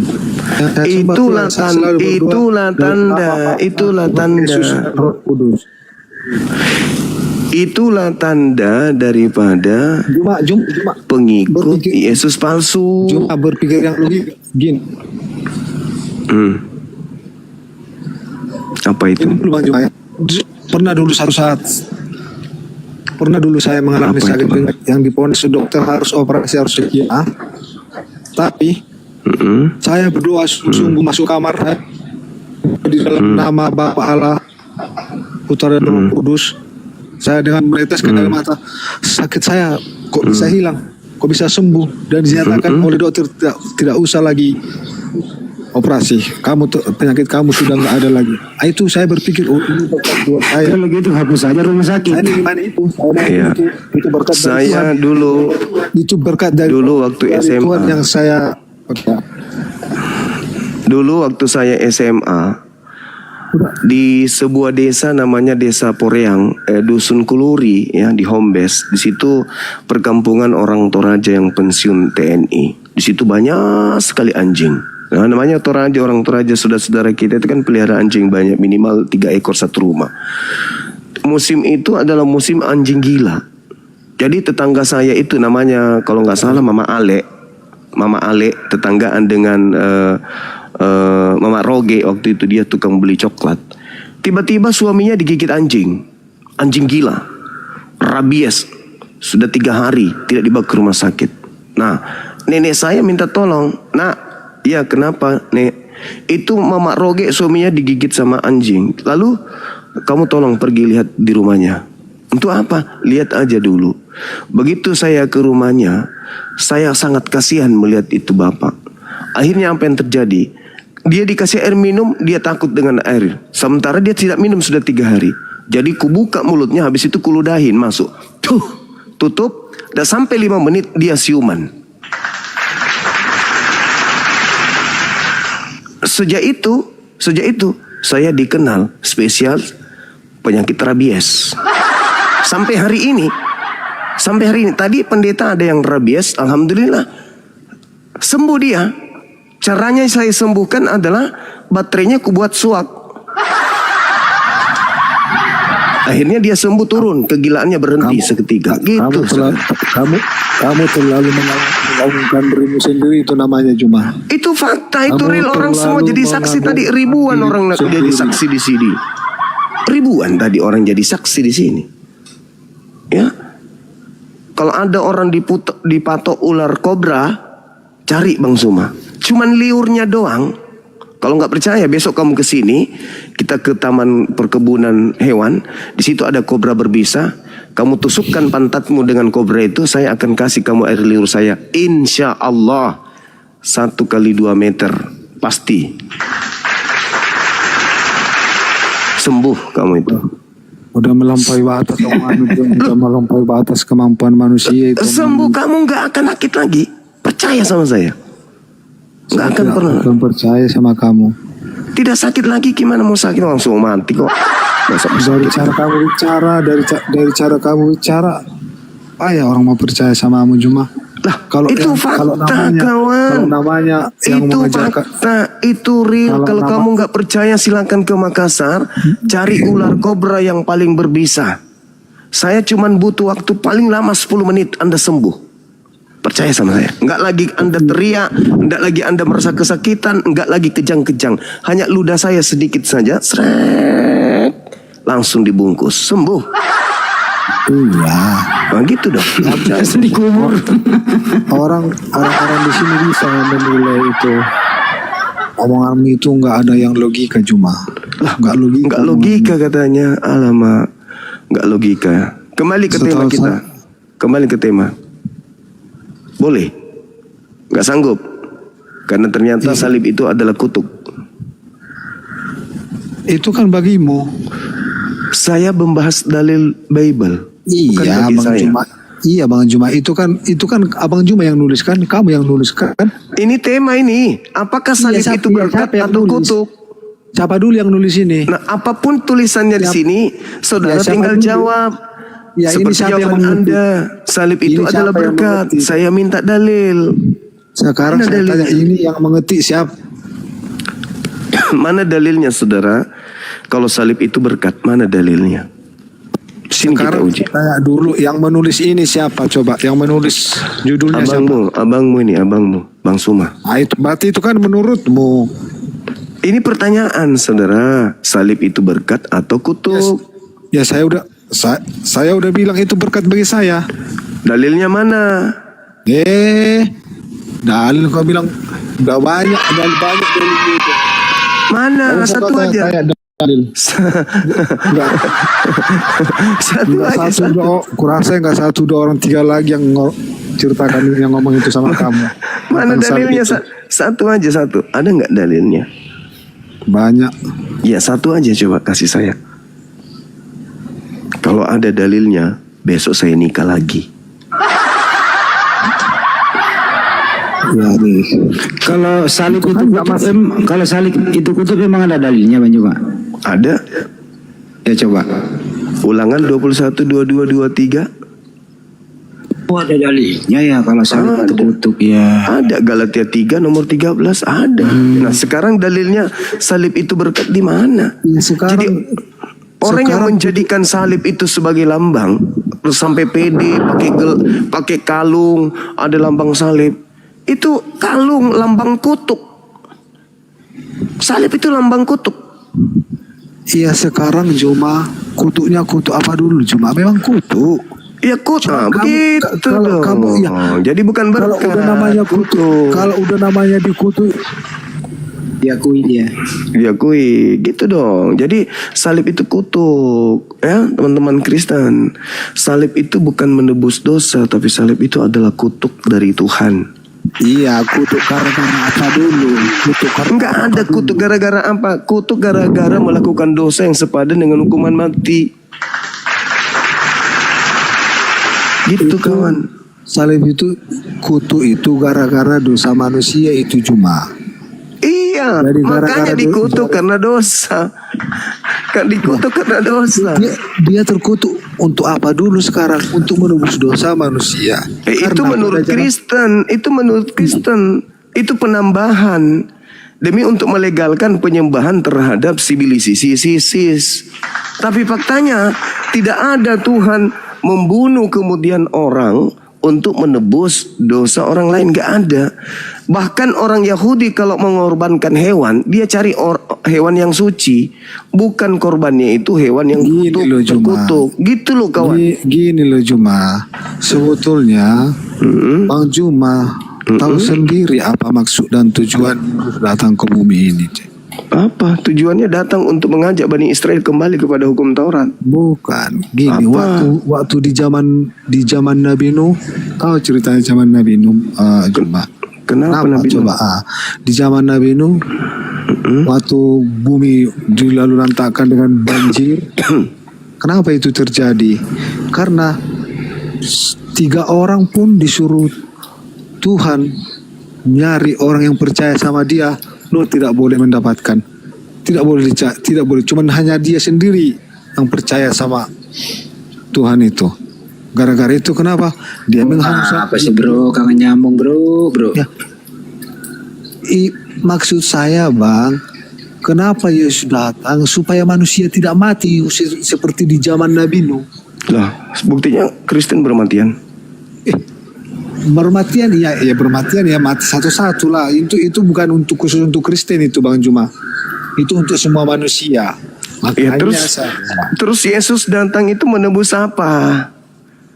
Yang menebus dikutuk manusia dari kutuk dosa. Enggak pernah manusia dikutuk oleh Elohim. Tidak ada dalilnya. Manusia dikutuk oleh Elohim itu enggak ada dalilnya. Yang ada Kejadian 5 nomor 2, manusia itu diberkati oleh Elohim. Tapi itulah Juma. Yang dikutuk itu adalah iblis. Maka kalau salib itu menebus kutuk, maka salib menebus iblis. Bang Juma nggak pernah menerima kenyataan. Itu makanya Abang Juma membantah terus. Nggak pernah menerima sama kenyataan. Saya ikuti dalil dong. Saya ikuti dalil. Dalilnya terkutuklah orang yang mati di atas tiang salib. Siapa yang mati? Yesus. Siapa yang terkutuk? Yang disalib. Siapa yang disalib? Yesus. Siapa yang terkutuk? Yang disalib. Siapa yang disalib? Yesus. Berarti yang dikutuk itu adalah Yesus. Ya gini loh Juma. Waktu Yesus disalibkan dan waktu Yesus disalibkan mati dan bangkit pada hari ketiga, kalau memang itu adalah Yudas seperti yang kalian bilang, mayatnya kok bisa nggak ada? Ya karena iblis sudah ada di dalamnya. Ya ampun, itulah karang-karangan itu cuma. Loh, kok karang-karangan? Kok karang-karangan pula? Itu nggak percaya sama Kok karang-karangan pula? Yesus. Yang berkuasa atas alam maut siapa? Aduh.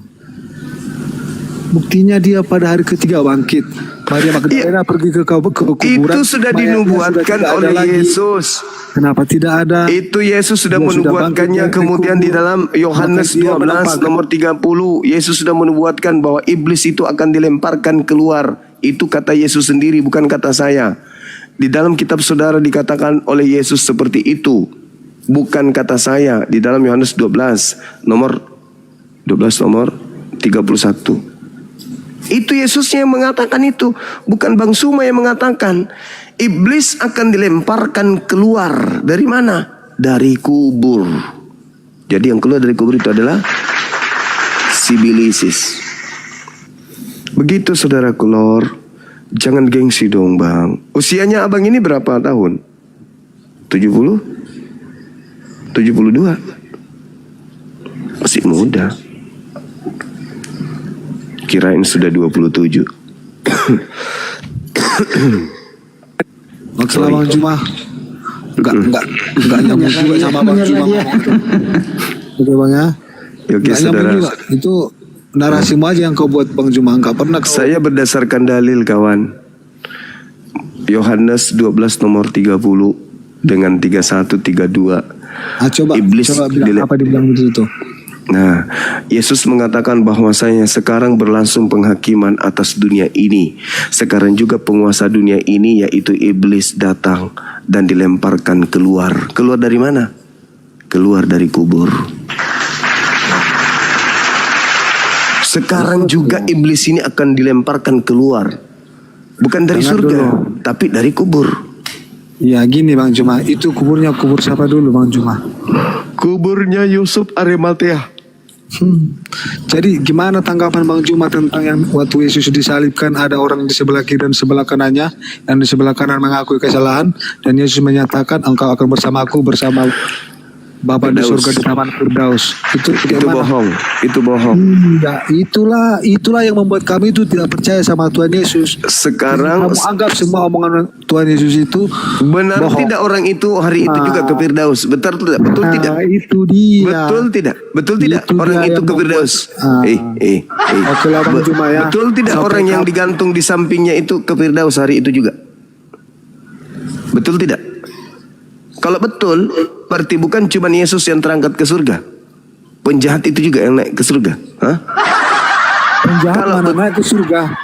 Berarti ke Firdaus itu kemana?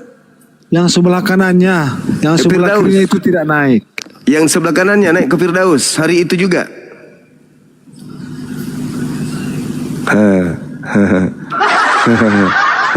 Yesus omongannya yang naik bersama Yesus Bapa ke surga. Mana dalilnya dia terangkat? Dalilnya itulah omongannya dalilnya ada. Iya, ada ngomong ayatnya itu. kayak hari ini juga engkau akan bersama ke Firdaus. Faktanya enggak. Saat dia mengakui kalau Yesus itu Tuhan, saat Dia itu terangkat. dia diampuni. Saat Dia itu terangkat. juga dia diampuni. Terangkat enggak dia ke surga? Saat itu juga dia diampuni dari Terangkan dosa-dosa. enggak dia ke surga? Terangkan enggak dia ke surga? Terangkan enggak dia ke Firdaus? Terangkat enggak? Enggak. Berarti Jangan di mute. berarti Yesus bohong. Udahlah kok di mute nggak seru ngobrol sama kamu cuma. Pertanyaannya terangkat enggak ke Firdaus orang itu juga hari itu juga? Kau mute saya nggak enak, keluar aja saya. Terangkat enggak? Dia. Hah? Terangkat enggak? Itu pertanyaan saya. Terangkat enggak? Hah? Terangkat enggak? Dia ke surga, hilang dia. Ini orang ini juru bicaranya orang yang disalib dia, juru bicara orang yang disalib. Enggak terangkat ke surga. Jangan ngarang cerita lah. Terangkat ke surga, enggak ada itu terangkat ke surga. Jadi mana yang betul ini? Kalau dia terangkat ke surga beneran orang yang di samping kanan Yesus itu, berarti bukan cuma Yesus yang terangkat ke surga. penjahat juga yang di sebelah kanannya juga kan, nubuatan di tengah-tengah orang jahat katanya kan. Kemudian kalau ternyata dia tidak ke surga hari itu juga, ke Firdaus, berarti pembohong gitu. Stephen, itu ada judul tuh di atas. Salib itu berkat atau kutuk? Itu topiknya, silakan. Stephen. Salib itu kutuk. Nah, gitu dong. Berarti penyaliban itu mendatangkan kutuk, bukan mendatangkan penebusan dosa. Betul?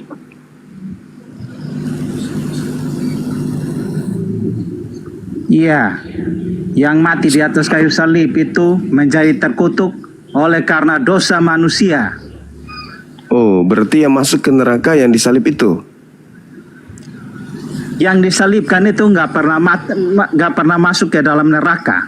Tapi dia dikutuk. Karena dia turun ke alam maut untuk mengambil kembali. Bukan. Kalau Anda mengatakan yang di atas salib itu terkutuk, berarti dia ke neraka, karena kutuk itu hanya ada di neraka tempatnya. Kutuk ada di neraka. Iya. Yang orang yang dalilnya dimasukkan di mana? ke neraka. Kutuk itu ada dalam neraka. Orang yang mengisi neraka Dalilnya itu adalah, mana? Kutuk itu ada dalam neraka. Orang yang dikutuk itu tempatnya di neraka. Orang yang Selama kamu masih ada di dunia, kamu hidup dalam kutuk. Kalau kamu tidak menerima Yesus sebagai Tuhan dan Juru Selamat, kamu hidup dalam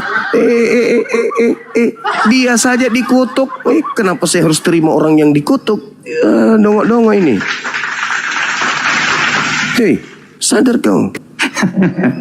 Orang dia saja dikutuk kok. Ngapain saya harus jadikan dia sebagai pedoman? Orang kutukan kok mau diterima sebagai Juru Selamat? Dia saja dikutuk sama Elohim. Kalau Anda sudah mengakui bahwa dia dikutuk oleh Elohim, berarti dia kedudukannya sama seperti ular yang dikutuk di dalam Ganbi Eden. Apa itu yang dikutuk dalam Ganbi Eden? Apa itu? Sibilisis. Berarti Anda sedang menyetarakan sembahan Anda dengan sibilisis. Wa iyad'una illa syaitanam marida. Yang orang-orang kafir sembah itu adalah setan yang terkutuk, setan yang sakit. Iya kan? Sembahanmu kutuk kan? Sembahanmu itu terkutuk kan? Yang terkutuk itu iblis. Nah sekarang permasalahannya, apakah itu anak Maria? Bukan. Tidak ada alasan anak Maria itu dikutuk, nggak ada. Dia bukan pelaku dosa. Dia bukan orang yang dibenci Tuhan. Jadi yang dikutuk itu bukan Yesus, anak Maria bukan. Yang dikutuk itu adalah sibilisis. Siapa sibilisis itu? Baca Yohanes 6 nomor 70. Jadi yang kau sembah itu adalah sibilisis. Berarti kamu adalah penyembah sibilisis. Di mana perginya penyembah sibilisis? Neraka. Sampai di sini paham? Teman-teman YouTubeku dulu. Stephen, buka mic-nya Stephen. Tadi kau dari awal udah ngakui loh bahwa yang disalib itu kutuk, bukan berkat. Gitu loh kan? Stephen, jangan ngambek. Jangan ngambek, Bro Stephen. Akui saja bahwa yang kau tuhankan itu yang terkutuk. Kan kau percaya ada yang terkutuk di tiang salib. Itu kan Tuhanmu. Tapi anak Maria itu nggak terkutuk loh. Dia kan orang soleh. Berarti orang lain. Iya. Nah, ya. Panggil Edis ke sini. Edis. Datanglah.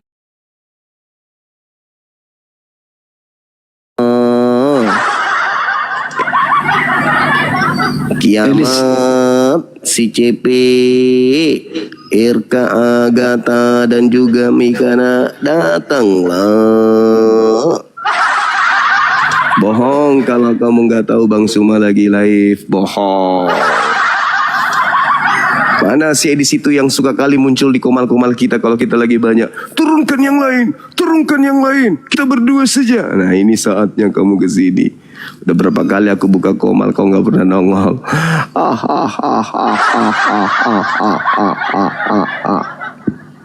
Edis si penyembah sibilisisis.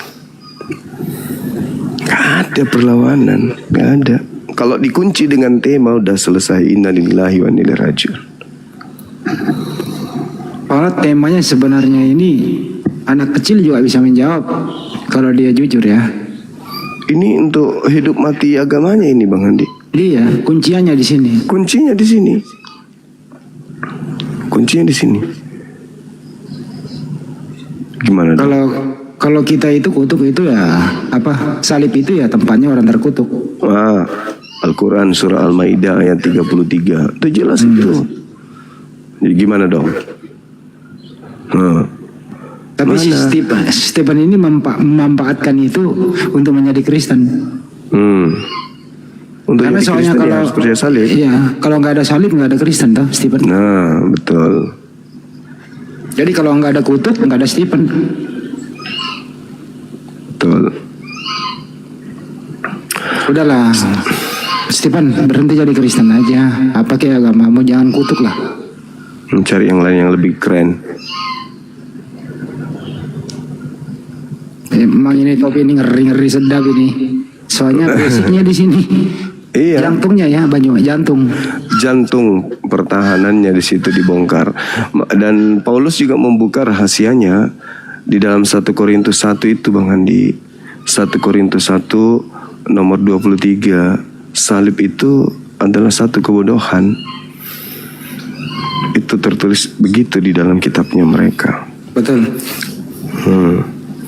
Dan salib itu adalah batu sandungan bagi Yahudi. Itu Bang Andi. Masya Allah. Turun sendiri dia, saya nggak turunkan loh. Saya cari lagi. Mana Edis? Ada nggak Edis? Naik ke sini. Saya lihat dulu deh Bapak. Teman-teman Muslim kurangi minta naik. Saya nggak bisa pilih-pilih yang mana Muslim yang mana Kristen nih. Ini formannya cuma 3 orang. Formannya cuma 3 orang loh. Ada Ini Liping. apa? Ada si Liping yang penghujat itu naik. Mana? Kalau saya naikkan dulu. Yang nggak kelihatan. Banyak kalian minta. 172 orang yang minta. Pusing kepala aku ini yang mana nih? Bisa nggak teman-teman Muslim dibatalin aja dulu ya? Ya, bisa nggak dibatalin permintaannya? Ya. Tuh kan? Yang mana nih? Aduh. Penggawa-penggawanya kemana ya? Nggak tahu tuh. Kalau si Edis lagi berobat jalan dia. Siapa Edis? Edis. Pusing Habis kepalanya. Pusing kepalanya nggak ada donasi masuk. Oh gitu. Waktunya bayar kos. Nggak ada pemasukan.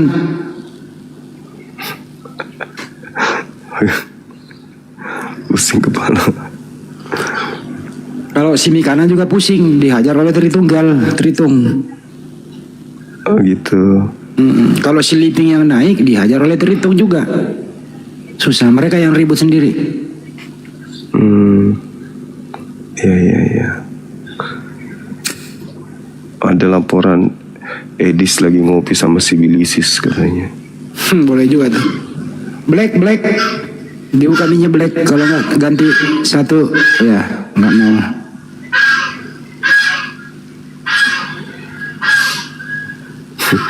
Angsa di taman belum tidur gini hari itu. Dia dengar namanya Edis terbangun. Iya bangun dia.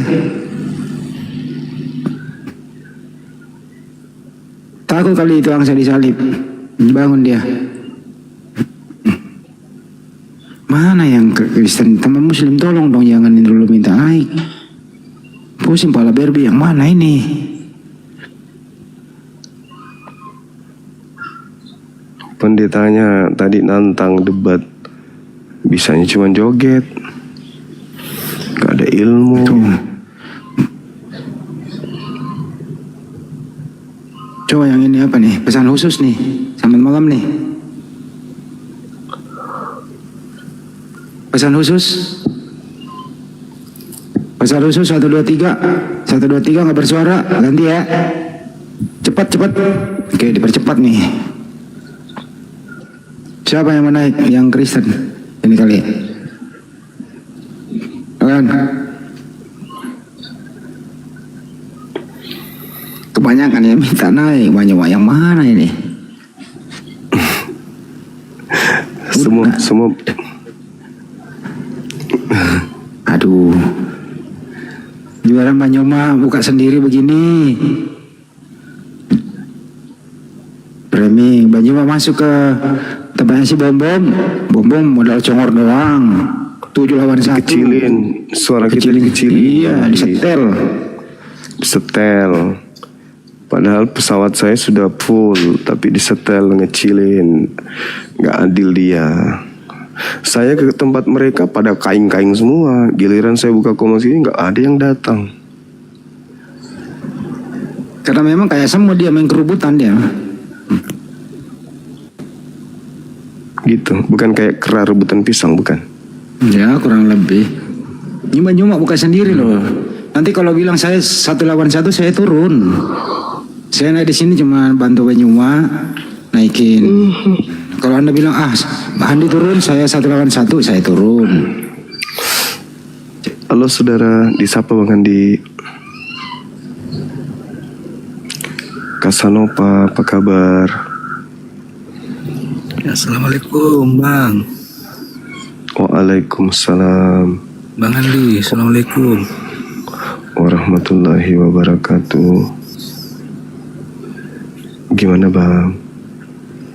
Pesan berapa mangkok?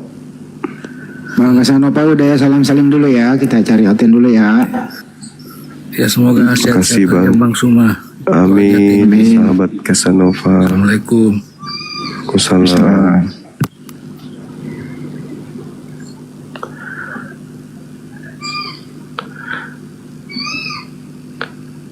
Mereka beraninya ya, di kandang itu. Yang Kristen ingin bertanya atau diskusi sama Banyuma, angkat tangan. Yang mana nih?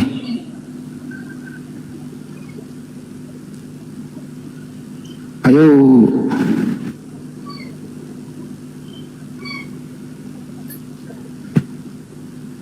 Yang mana ayo? Banyak kali nih, coba yang ini. Mana? Pi.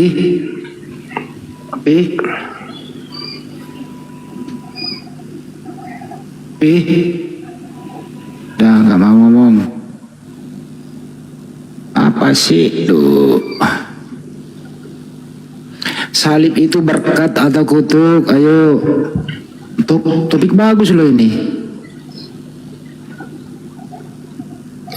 Jadi kalau misalnya terbukti salib itu kutuk, waktu rumah ibadah mereka itu ada simbol salib begitu, artinya mereka memasang simbol kutuk ya, Bang Andi?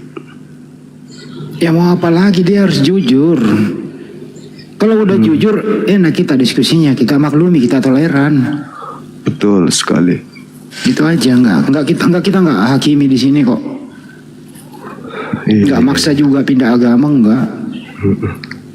Betul. Yang penting naik pengakuan jujur ya selesai. Iya. Tapi kalau kau melawan arah ya kau lawan data lah. Kayak tadi si yang pertama itu, salib itu berkat. Nah, datang mana? Nggak ada. Yang kedua salib itu kutuk. Berani dia itu. Karena memang tapi ngaku juga terakhir, ngaku dia. Ujung-ujungnya plesetan. Nah, itulah hebatnya. HIT, silakan. Mana Gunawan? HIT 1 2 3 HIT. Nggak bisa ngomong. Abang minta naik, tapi nggak ngomong gitu loh, ngerjain aja ah. Gunawan mana Gunawan? Naik. Gunawan, silakan naik. Gunawan naik. Wah, terus gini. Kalau dia nih orang lama nih Banjaman nih, yang suka nyiri. Masih ingat ya? Di Ingat. Nah. Halo pendeta, kau disebutin nyiri kau nih. Malu Kau dia. ya. Malu dia Bang Andi. Nyiri itu nggak apa-apa bang, nggak masalah. Kenyataannya gitu loh. Oh ini Gunawan nih. Nah ini Gunawan silakan. Ya, halo Bang. Ya. Bang gimana Bang? Dari sekte mana Saudara Gunawan? Saya Kristen Bang, Kristen. Protestan ya? Iya, Protestan Bang. Iya. Bagaimana tema kita gimana? Salib itu apakah berkat atau kutuk? Kalau menurut saya, kalau untuk kami sih berkat Bang. Cuman dalam teorinya sih salib di berbagai penjelasan di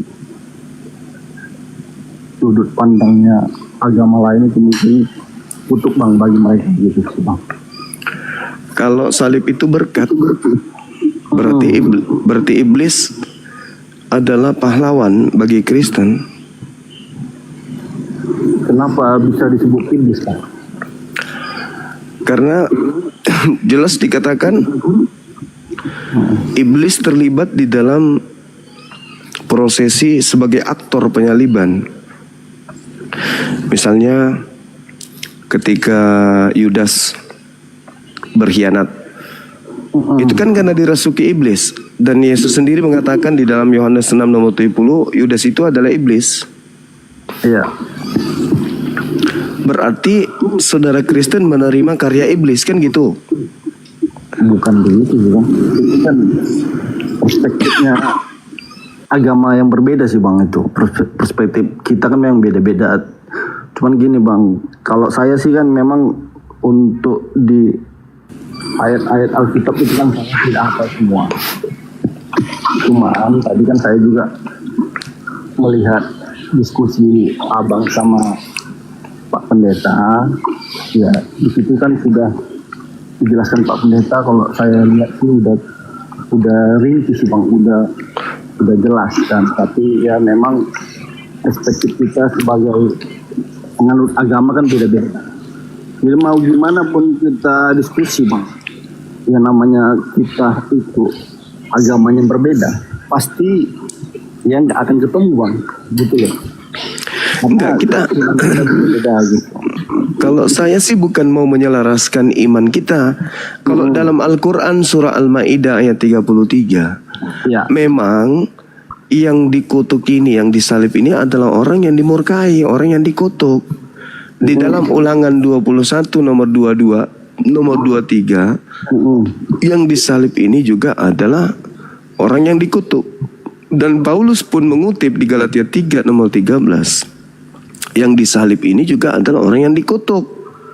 Makanya muncul pertanyaan, apakah salib ini adalah kutuk?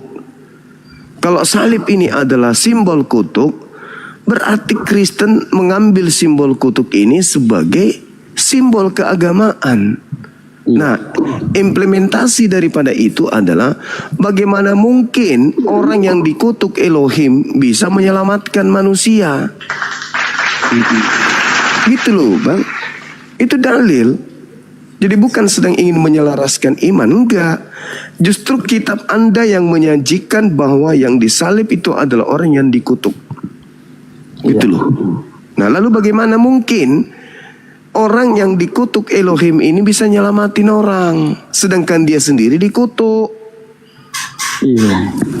Ini Bang Zuma itu percaya nggak apa yang dijelaskan di agama kami itu, bahwasanya ada sosok Yesus itu yang menyerupai manusia supaya manusia itu tahu bahwasanya Tuhan itu ada di selain kita gitu lah, Maha Pencipta itu ada.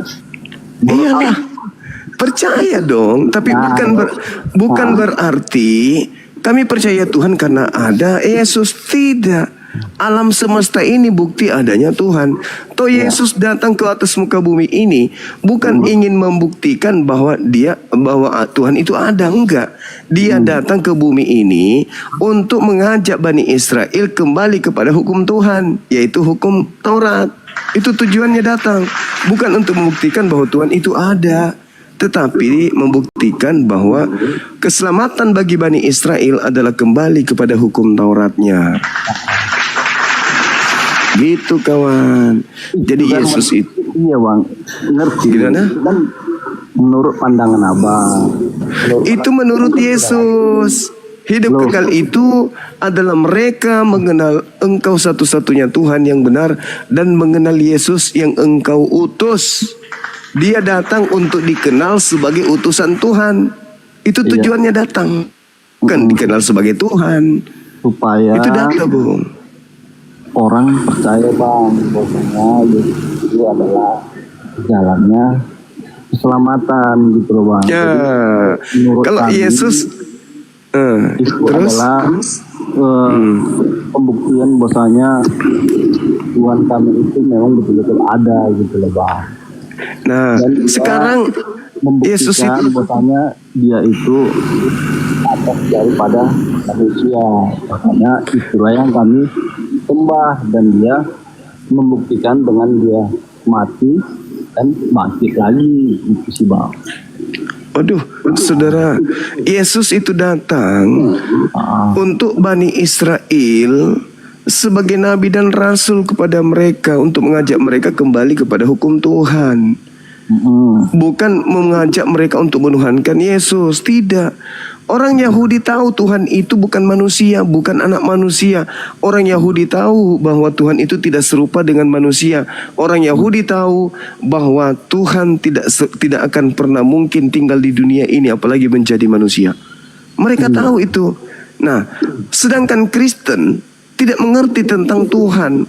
Kristen ini hanya memahami kemudian bahwa Tuhan itu roh, datang dalam rupa manusia, kemudian mati untuk dosa manusia. Itu yang Anda pahami. Tapi konsep itu tidak diajarkan oleh para nabi. Makanya kalian membabi buta mengambil salib dan orang yang disalib itu sebagai sembahan. Padahal menurut Yahudi, orang yang disalib itu adalah orang yang dikutuk oleh Elohim dan dia bukan Tuhan. Jadi yang disalib ini bukan Yesus anak Maria. Yang disalib ini adalah penyesat yang kemudian setelahnya diganti disebut dengan nama Yesus biar dianggap itu anak Maria, padahal yang disalib itu bukan anak Maria. Gitu bang. Itulah bang dalilnya agama Muslim itu supaya menjatuhkan ibaratnya keyakinan dia gitu sih bang. Itu kan bahasa untuk meyakinkan bahwasanya agama kami ini agama yang sesat kan gitu bang.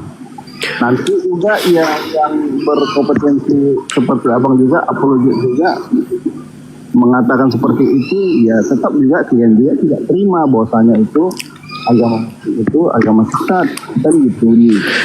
Kan dalil yang mengatakan itu, Bung. Dalilnya yang mengatakan.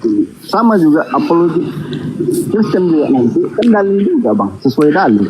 Mana dalilnya? Kalau salib itu adalah berkat. Nah, kalau abang mau cerita dalil itu harus sama apologet. Jangan abang cerita dalil itu sama yang memang bukan ranahnya di situ bang. Jadi ya nggak nyambung bang, gitu loh bang. Nah, kalau tadi memang nggak ada dalilnya. Ya, kenapa? Yang namanya apologet itu pasti punya dalil masing-masing, sama seperti kayak pendeta tadi. Nggak ada pun dalilnya, pendeta juga nggak ada dalilnya kok. Nah, tadi udah dijelaskan bang, cuman ya tidak ada dalil kalau salib itu berkat, tidak ada dalil.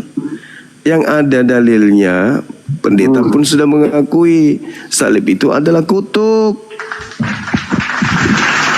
Habis itu pendeta mutar lidah, melilit supaya dianggap salib yang tadinya kutuk itu berubah jadi berkat. Gitu saudara. Gini loh bang, itu sebelum penyaliban itu salib memang dianggap kutuk bang. Bagi Bagus. umat Yahudi. Setelah penyaliban itu terjadi, nah pembuktian itu terjadi, bahwasanya Tuhan itu datang membuktikan bahwasanya kematian itu bisa dilalui, maka itu bang untuk kami umat Kristen itu menjadi berkat untuk kami bahwasanya Tuhan kami itu membuktikan bahwasanya dia itu betul-betul ada gitu loh bang. Berarti agama Kristen ini mengambil manusia yang dikutuk Elohim itu sebagai berkat untuk Kristen. Ada yang dikutuk bang. Loh, yang disalib itu adalah orang yang dikutuk Tuhan. Kalian ambil jadikan sebagai berkat. Itu kan kesimpulannya. Ya itu menurut abang mungkin begitu, tapi Saudara tadi yang mengatakan itu loh barusan, bukan saya yang mengatakan. Anda yang mengakui tadi barusan bahwa tadinya penyaliban itu adalah kutuk. Tapi bagi kami Kristen, kami jadikan itu sebagai bukti bahwa Tuhan kami itu ada. Itu loh. Artinya bahwa benarlah doktrin Paulus di dalam Roma 14 nomor 9. Untuk itulah Yesus mati, supaya dia dibangkitkan untuk menjadi Tuhan bagi orang Kristen. Jadi supaya dia menjadi Tuhan harus dikutuk Tuhan dulu. Jadi Tuhan saudara itu adalah makhluk yang dikutuk oleh Tuhan. bukan gitu bang. Itu faktanya. Artinya bukan begitu bang. Artinya nggak begitu. Kalau ibaratnya Tuhan kami terkutuk bang, dia kan sebelum dia disalibkan juga kan sudah membuat kebaikan, membuat mujizat. Dia memberikan apa yang memang melihat manusia itu supaya dia mengerti, mengajarkan apa yang baik dan membuktikan bahwasanya kita supaya manusia itu percaya bahwasanya dia itu kan Tuhan dan itu juga Tuhan menurut kami. Kalau bang, cuman apapun ceritanya bang, apapun yang abang bilang, ini memang tidak bisa masuk ke keimanan kami kalau istilahnya kami memang sudah imankan ke Kristen bang, dan kami memang ya Tuhan kami itu Yesus bang. Iya, sudah kesimpulannya Yesus Tuhan Anda. Yesus adalah makhluk yang dikutuk oleh Elohim. Sudah berarti Anda menyembah makhluk yang dikutuk. Udah selesai bang, itu kesimpulannya. Bukan dikutuk bang. Yang dikutuk itu salibnya bang, orangnya bang. Orang yang dikutuk di salib itulah yang dikutuk. Makanya dia disalib karena dia terkutuk. Kalau dia tidak terkutuk, dia tidak disalib. Jadi kesimpulannya Kristen itu menyembah makhluk yang dikutuk Tuhan. Itu menurut abang. Itu menurut dalil. Nah, itu menurut abang. Menurut Kristen. Itu menurut dalil. Kristus telah menebus Kristen dari kutuk hukum Taurat dengan jalan menjadi kutuk karena Kristen. Sebab ada tertulis, terkutuklah dia yang digantung di atas tiang salib. Itu kalian menyembah makhluk yang dikutuk. Aku siap, barakallah fik, sahabat YouTube, barakallah. Itu loh, Anda Kristen menyembah makhluk yang dikutuk oleh Elohim berdasarkan Galatia 3 nomor 13, ulangan 21 nomor 22 sampai 23. Iya. Kesimpulannya itu di situ. Gak ada masalah bang. Itu Gitu dong. ibaratnya kalau Sudah cukup. Anda sudah mengakui tidak ada masalah. Kita nggak maksa kok di sini bro. Kita nggak maksa. gak ada masalah. Cuman ya itu tadi bang. Tolong kalau memang kalian ibaratnya merasa kalian itu memang sudah mengerti tentang Kristenan, coba yang komal itu tolong yang sama-sama memang ranahnya kalian upload sama-sama upload yang memang ngerti. Kita udah ngerti kok ini. Kita udah ngerti. Barusan Anda ngasih tahu yang Anda sampai yang terkutuk. Kita udah ngerti. Udah cukup. Udah. Kita udah ngerti. Yang awam-awam kalian bully-bully gitu loh. Dibully, yang awam dibully. Justru kita tunggu yang neneknya neneknya suruh ke sini kok. Kita suruh neneknya ke sini pun. Malah tadi yang kita hadapi pendeta loh. Nah itu, saya kan dari pendeta kan nggak nyambung juga. Abang Johan nggak terima. Iya, karena dia tidak memberikan data, sama aja dengan abang. Cuman doktrin. Ayatnya kan Mana ayatnya? Kalau salib itu adalah berkat, di mana? Sementara pendeta tadi sudah mengakui bahwa penyaliban itu adalah kutuk. Udah. Iya, tapi dia kan udah jelaskan. Iya, apa yang dijelaskan? Nggak ada. Kecuali mutar-mutar, nggak ada pembahasannya tentang kutuk menjadi berkat itu nggak dijelaskannya sama kita. Saya minta dalil, nggak ada dalil. Dijelaskan, abang bilang mutar-mutar. Cukup. Woi, cukup bang. Bang, ini waktu muter-muter. Gini aja kesimpulan bang. Dengerin kesimpulan. Salib itu berkat atau kutuk? Kalau menurut kami iman kekristenan itu berkat bang. Kenapa berkat? Datanya di mana salib itu berkat? Datanya di mana? Bang, nggak mungkin itu jadi simbol bang di dunia ini. Datanya mana? Saya kasih waktu 2 menit. Padahal dalilnya itu kutuk. Kalau mau cerita data bang, itu kalian harus bersama-sama apologet yang memang bagian dari, kalau kayak kami tuh data kita tuh teologi. Nah, kesimpulannya kutuk, udah selesai. Gitu loh. Anda ini ngomong tidak berdata udah cukup. Daripada saya cit, mending Anda turun sendiri deh. Anda muter-muter. Sama berdata, kalian itu nggak terima. Itu. Anda ini modal cohor doang loh, nggak pakai data. Loh, dikasih data pun kan pasti nggak akan terima. Mana datanya? Nanti kalau memangnya kalian memang ibaratnya Datanya mana? merasa benar nih. Coba saya lihat mau. Saya ulang kembali. Datanya mana? Data apa tuh? Kalau salib itu berkat. Datanya mana? Abang lihat aja di dunia ini lambang dan Kristenan itu salib. Astagfirullahaladzim, ini orang bahasa Indonesia nggak ada. Lu belajar lagi 100 tahun baru balik lagi sini ya. Berapa tahun? 100 tahun, 50 tahun Bang Juma? Kalau ini 700 tahun. 700 tahun. Oh jadi 4 orang ya boleh ya? Kenapa jadi 4 ini? Diturunkan aja. Gunawan turun aja ya. Anda 700 tahun dikasih waktu belajar lagi. Anda diminta data, Anda ngoceh aja. Alan, silakan Alan.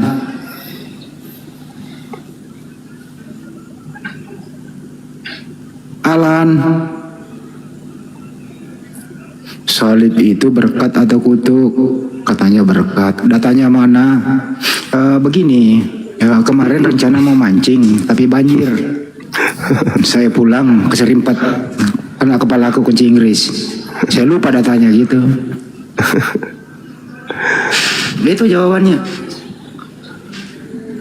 Kalau pendeta tadi jawabannya darah Yesus, kemudian nyanyi. Itu datanya dia. Diumumkan sebentar kan ya, ini terkait dengan Idul Kurban kita. Oh iya. Kita menaikkan Kristen. Cuma dulu deh baru saya tambahin. Iya teman-teman sekalian yang ingin ikut berpartisipasi Idul Kurban di Masjid Nur Maulida, masjid binaan kita, silakan langsung ke panitia kurban sebentar lagi ya. Itu seperti biasa tahun kemarin di rekening MMCI Bank BTN 4 tambah 01 tambah 30 tambah 00 tambah 17 tambah 17 3 atas nama Makassar Mu'alaf Center. Bisa kambing, bisa sapi, bisa kerbau, bisa pak bobom juga. Tergantung dari kemampuan saudara-saudara. Silakan. Terima kasih. Mana otennya dinaikkan lagi Bang Andi? Ya. Tadi ada menghubungi saya Ibu Haja Komaria. Dia bertanya berapa sih harga sapi? Ya, saya bilang kalau di Makassar itu 15 juta dapat ya Bang Juma 1 ekor ya? Iya dapat. Dapat. Ibu Haja Komaria silakan. Kalau mendengarkan di sana, jadi rekening yang kami pakai rekening Makassar Mualaf Center Indonesia, nomor rekeningnya 401 ditambah 3000 ditambah 171 tambah 73 Bank Tabungan Negara. Tadi beliau hubungin saya. Oh, siap. Ibu Haja Komariah, ya Ibu, kira-kira. Dan yang lain-lain juga. Seperti tahun-tahun kemarin. Insya Allah kami transparan dan akan kami videokan. Dan nanti habis itu akan kita upload di sini. Gitu. Kalau nggak sanggup, Iya, makasih, misalnya makasih. nggak sanggup satu orang 15 juta, bisa patungan ya, bisa ya Bang Juma ya kalau sapi ya. Bisa. Iya. Bisa. 1 orang 7 ekor. Kebalik. 7 orang 1 ekor. Silakan Saudara Aditya Rian Ratu Kore. Dari sekte mana Bang? Dari gereja mana?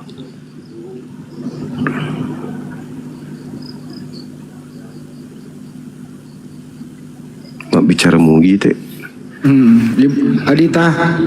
Adita Rian Ratu Kone. Kayaknya dari Tator. Ratu apa? Bukan ya? Iya, Jalan Kote. Aduh, turun ya.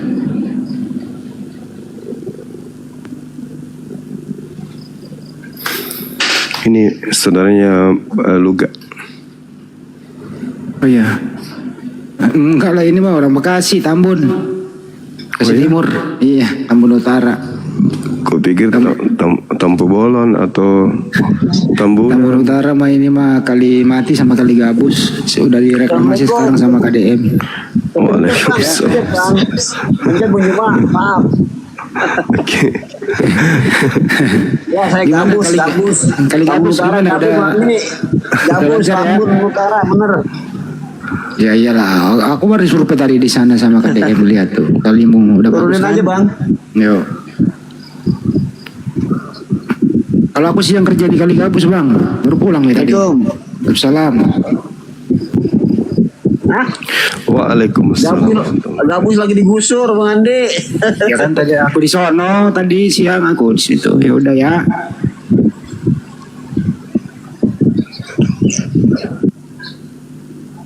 Nah ini dikira Tambunan. Tambun. Mana nih yang teman-teman Kristen silakan naik. Soalnya topiknya berat sih. Jantungnya itu topik tuh. Iya, jantungnya. Pertahanan mereka itu di sini. Jantungnya itu. Oh ini ada foto kebalik, ini Muslim kayaknya nih. Gilang.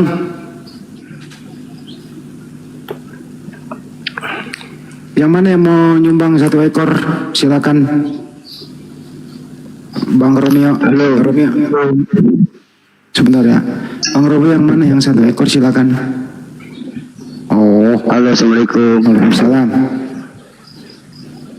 Waalaikumsalam. Sehat Bang Juma? Sehat, alhamdulillah, masya Allah. Iya Bang. Udah gitu aja Bang Juma, Bang Andi ya. Turunin aja Bang Andi. Oke, makasih. Salam kenal Bang Gilang ya. Ya, oke. Ya, oke. Assalamualaikum. Oke, waalaikumsalam warahmatullahi wabarakatuh.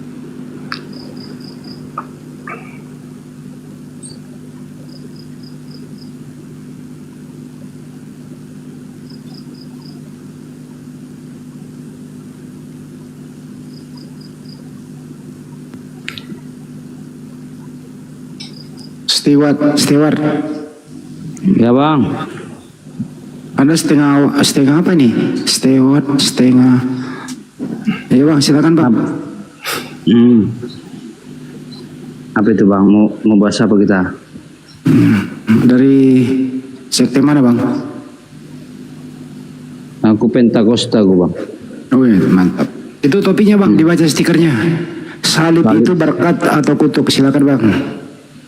Menurut Abang apa? Menurut Bible kutuk, menurut Paulus juga kutuk, menurut Elohim juga kutuk. Emang ada itu ayatnya. Itu Galatia 3 bang, Galatia 3 nomor 13. Iya memang adanya bang, tapi gini bang, untuk kan dasarnya itu Yohanes 3:16. Ya, Karena begitu besar kasih dia menganugerahkan anaknya. Nah, anaknya ini untuk supaya menjadi jalan, dia dikutuk dulu gitu maksudnya. enggak lah bang. Nah, Jadi terus jalan yang ditunjukkan anaknya apa? jalan Menyembah dirinya atau menyembah bapaknya? keselamatan bang. Dia Yesus itu sebagai jalan keselamatan untuk kita bisa masuk ke dalam hadirat Allah, ke dalam surga. Nah, sebagai jalan apakah dia dikutuk? Tidak bang, dia itu sebagai bagus. ganti Bagus. apa bang? Kenapa? Jadi gini bang, Yesus itu disalib bukan berarti dia yang dikutuk. Kalau boleh tanya ini bang ya, dosanya Yesus itu apa? Kalau nggak ada, karena itulah bukan dia yang disalib. Karena yang disalib itu adalah orang yang dikutuk.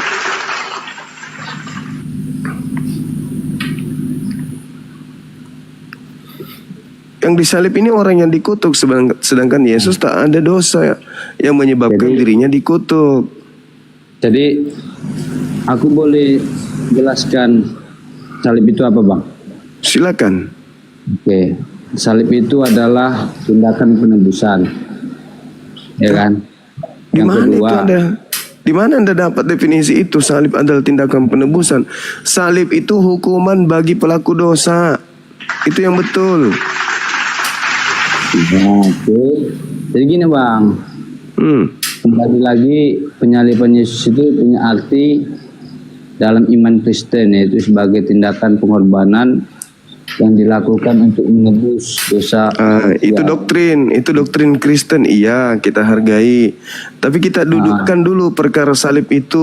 Salib itu apa sebenarnya? Kalau Kristen sudah selesai, sudah tamat kita. Kristen, salib itu adalah jalan keselamatan. Tapi menurut fakta yang ada, salib itu adalah kutuk bagi pelaku dosa yang sepadan dengan hukuman mati. Salib itu adalah kutukan, hukuman bagi orang yang dikutuk Tuhan. Mana yang betul? Terus, mana yang betul ini? Kristen atau gimana? Dosanya apa? Iya, maksudnya gini loh bang. Dia dikutuk dalam artian apa? Kalau aku mau tanya gitu. Nggak ada dosa Yesus itu, nggak ada. Makanya bukan dia yang disalib. Yang disalib itu pelaku dosa yang melakukan tindakan melanggar perintah Tuhan sampai dia dikutuk. Nah, Yesus itu tidak memenuhi syarat untuk disalib. Makasih Bang Afida, barakallahu fiik. Sehat